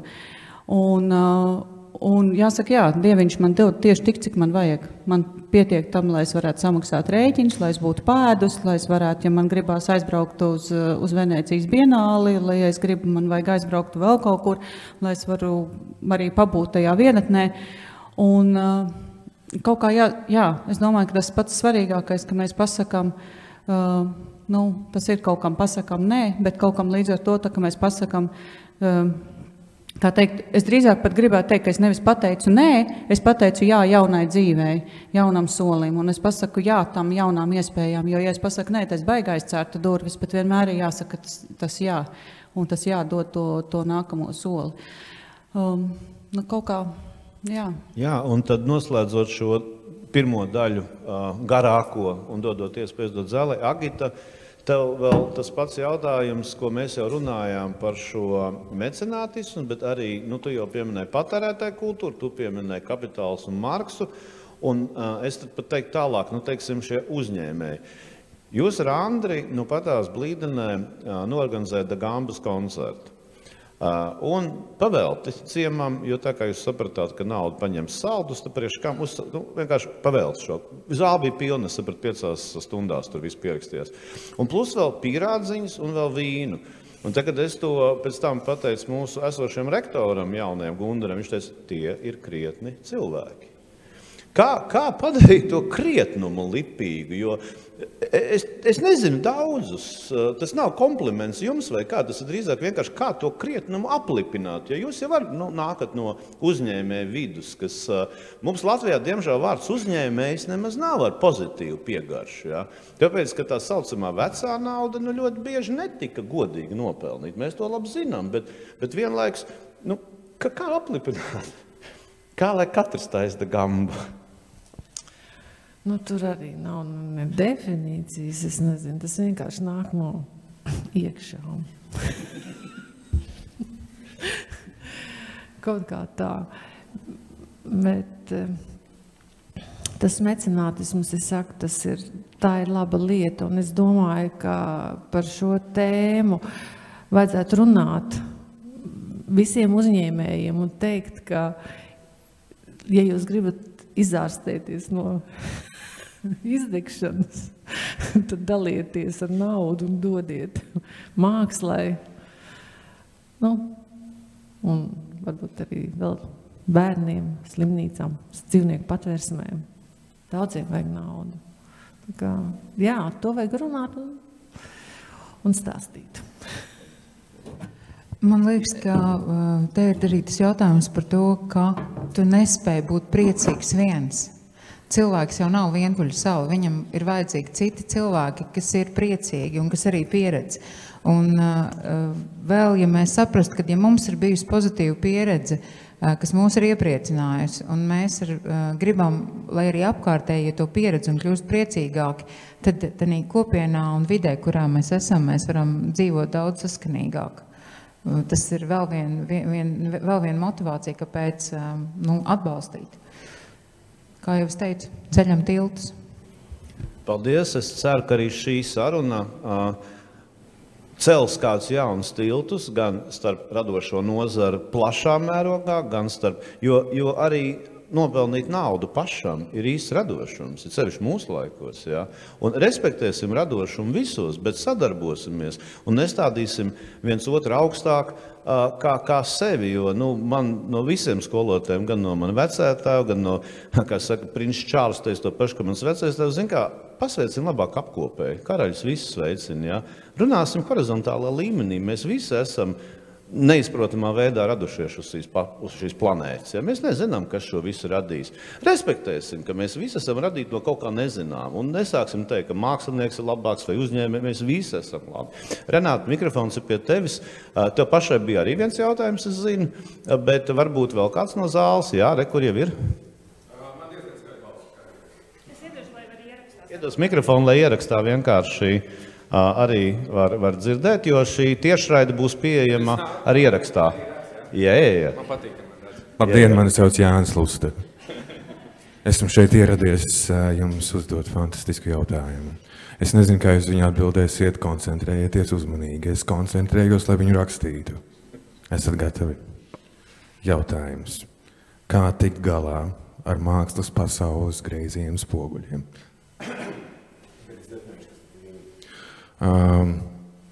Kur sūdīgi mākslinieki, pateicoties veiklai mēlei, kas tiek izmantot verbālai mecenātu vai radinieku aprunāšanai, aizrunāšanai, vai citas fiziskas formas pielietošanai, procesā tiek izmantota, lai iegūtu sev nepieciešamos līdzekļus, lai izrādītu sev pliekano neadekvātu jēlo ārtu, lai sasniegtu sava ego pabarošanas alkas pēc sabiedrības atzinumu, ka viņa ir ārtists, kā rezultātā labi mākslinieki paliek aiz strīpas, jo mazāk kulsta mēli duālās formās kā trulmākslas autori, bet turpina ražot idejas un mākslu laukī, un kādā sprīdī izdeg daļ tās cīņas ar stulbu naudu, kas tiek dota no mecenātiem sponsoriem radiniekiem. Jautājums, kā cīnīties ar šīm stulbas naudas greizo spoguļu dzirnavām? Paldies! Jūs sāks? Es droši vien neesmu no mākslas vides, esmu vienkārši ārsts, bet es domāju, ka labus mākslinieks tomēr pamana, un viņus pamana, jo laba māksla nav iespējama, ja tur nav kaut kas īpašs. Tā ir tāda īpaša enerģija, kas šajā mākslā ir. Un tas, kas vēl ir vajadzīgs, lai mākslinieks pamanītu, protams, ir šie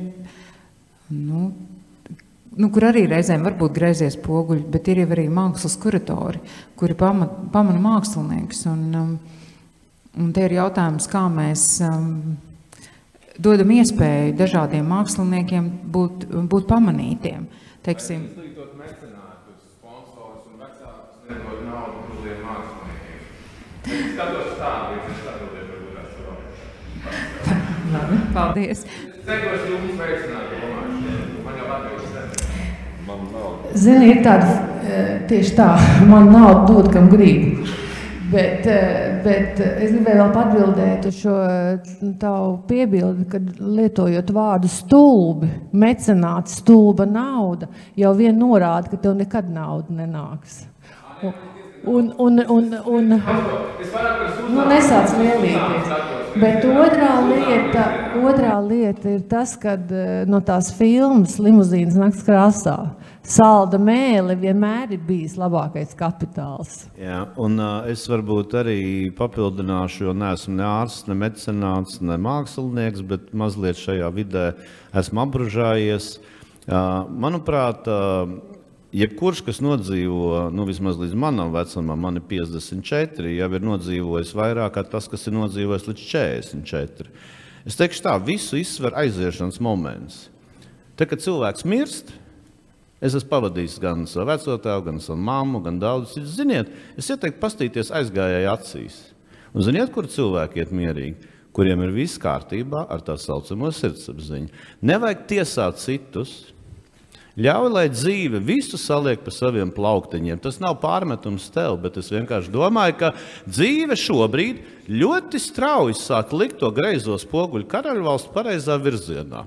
Tie, kas bija, kā teikt, karaļi, diezgan tiek atmaskoti. To, ka karalis ir kails, mēs šobrīd redzam gan Latvijā, gan pasaulē. Tā kā, jā, Ilze?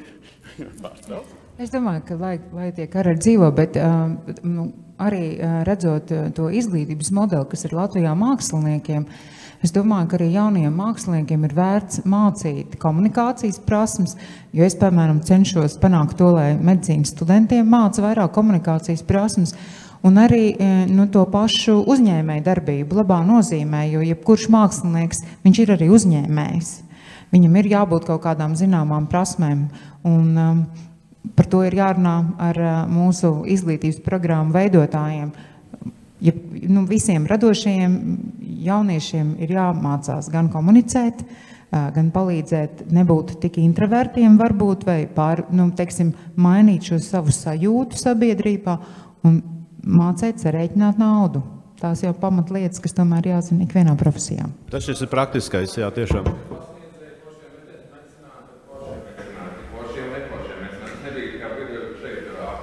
Vienmēr ir bijuši foršie pasniedzēji un neformārie, jā. Moments, kad ir foršie pasniedzēji un foršie mecenāti, kas jau spēj identificēt šo kaut kādu mākslinieku, kas ir sākuma stadijā, kuru netīšām var sapratāt, kam ir vaļīgāk, putāka mēle, bet viņš ir talantīgāks. Tādēļ, tas ir tās pienākums pasniedzējiem un mums identificēt šos talantīgos cilvēkus, kas tev saklausīs.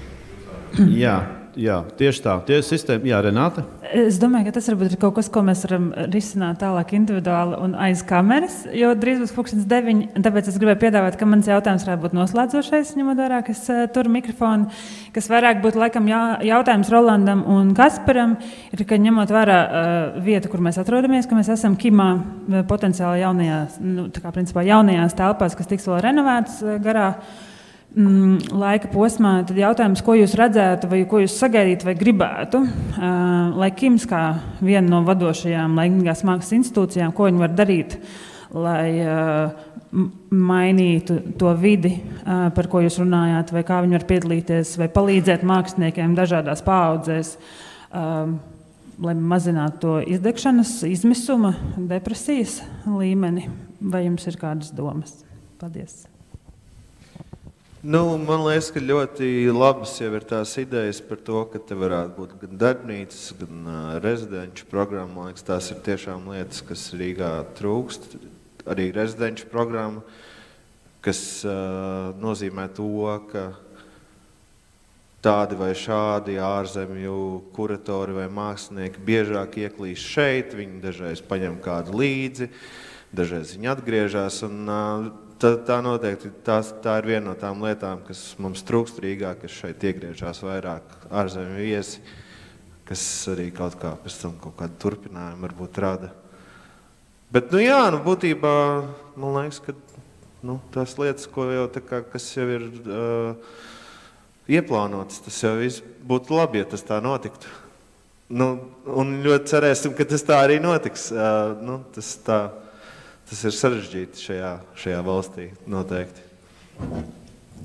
Jā, es piekrītu Kasparam. Man liekas, ka arī Kims kā reiz varētu būt. Skaidrs, kad ir maza vide, katram ir subjektīva virziena mākslā, cits ar citu nesadzīvo, bet man liekas, svarīgi ir, kā Ilze minēja, iemācīties sarunāties, un kā reiz Kims varētu būt cerībā tas, kurš sarunājas ar kādiem lielākiem spēkiem, kas var šim visam ļaut tapt, notikt, un kā arī izgaismot šo vidi, kas kaut kā iekustināts sistemātiski, kas ļauj sakārtot vidi, kurā var dabiski attīstīties, un mākslinieks justies fokusēts tiešām uz kaut kādu izaugsmi, inovāciju, valodas attīstību mākslas, un veicināt šo globālo interesi šeit. Man liekas, jo skaidrs, ka mēs esam maza vide.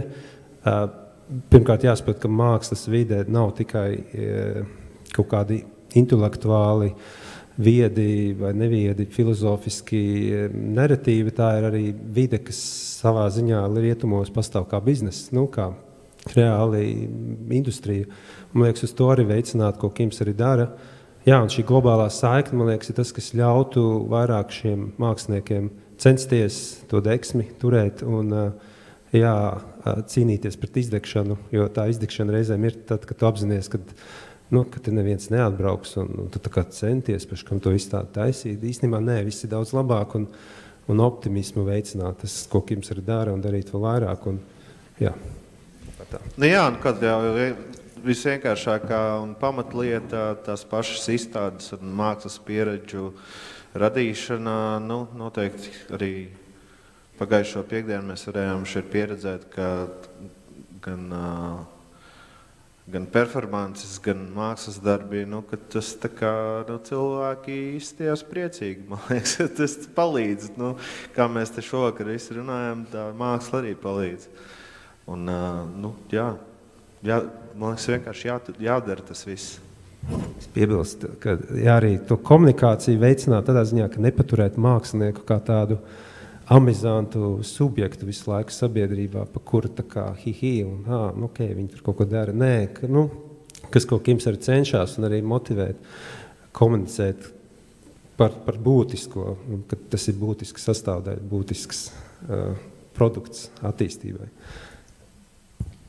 Es arī gribu viennozīmīgi pateikt, ka tieši tā rezidenču vajadzība, man šķiet, ka tā mums ir absolūti akūta nepieciešamība, jo mums ir tik ļoti maz rezidents pieejams, un tas nav tikai pilsētā, bet tas, ka parādās arī tās rezidences Rīgā pieejams, un man šķiet, ka tā arī starptautiskā rezidenču pieejamība, ka nebūtu, piemēram, tikai tās pāris vietas, uz kurām tad tur katrs, tā konkurence ir milzīga. Vienkārši man šķiet, ka jāsamazina konkurence ar to, ka mēs iedodam bišķiņu arī to kvantitāti tām rezidencēm, tajā veidā, tad tajā brīdī jau sāks tas dialogs, un tad ir tā sirds mierīgāk. Man šķiet, ka tas, kas ir jāiedod, tas sirdsmiers, tas, ko, diemžēl, tas KKFs mums nevar iedot katru reizi, kā KKFs, tās aiziet tās emocijas, kas tur pieprasīja 10 000, dabūja 1000, jā, un tad, ko tagad ar to darīt, man tomēr tā nauda ir vajadzīga, un tam līdzīgi, tad tā rezidenču pieejamība, manuprāt, ļoti daudz risinās.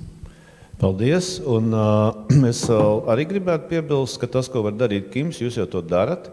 Jūs esat atvēruši arī šo sarunu telpu, un šo sarunu telpu jau, teiksim, arī sadarbībā ar teritoriju, Veselīgu Latviju, es pieļauju, vai mākslīgā intelekta, teiksim, tehhubiem, vai kā to mūsdienīgi sauc, jo tikai sarunājoties mēs varam nonākt pie kaut kādiem risinājumiem, un citreiz ir jāļauj arī cilvēkiem izbļaut savas lietas, ja ārā brīvais mikrofons Haidparkā stāv joprojām, jā, vienkārši vajag drošībnieks, lai, zin kā, neierodās pašvaldības policija, tev nesateic skandālu mums, jā, bet tas viss ir vajadzīgs, labāk neturēt sevī. Tā kā milzīgs paldies, Kim, par šo festivālu mēnesi, kas turpināsies vēl ar nākamo sarunu, un Renāta datums nākamai tiešrais diskusijai. 8. jūlijas. 8. jūlijas, kas jau būs par mākslu un terapiju, mākslu kā terapiju, tā kā tur būs cits moderators, ja? un būs cits sastāvs, bet saruna turpināsies, un es ceru, ka šī saruna var turpināties arī, kā saka, agrāk rūpnīcās un darba kolektīvos, ja? Jo šis ir tas, mēs kopā radam šo vidi. Mums kopā ir tikai pa spēkam viņu izmainīt. Saviem bērniem iedrošināt skolā, pateikt zīmēšanas skolotāji, nē, man mamma teica, ka drīkst zīmuls goši. Ja? Un aicināt varbūt tiešām likt mākslas darbus pie sienas skolās. Un es pieļauju, ka būs mākslinieki, kas būs gatavi iedot savu darbu, uz kādu laiku skolā pie sienām un nepaprasīs uzreiz miljonus kultūras ministrijai.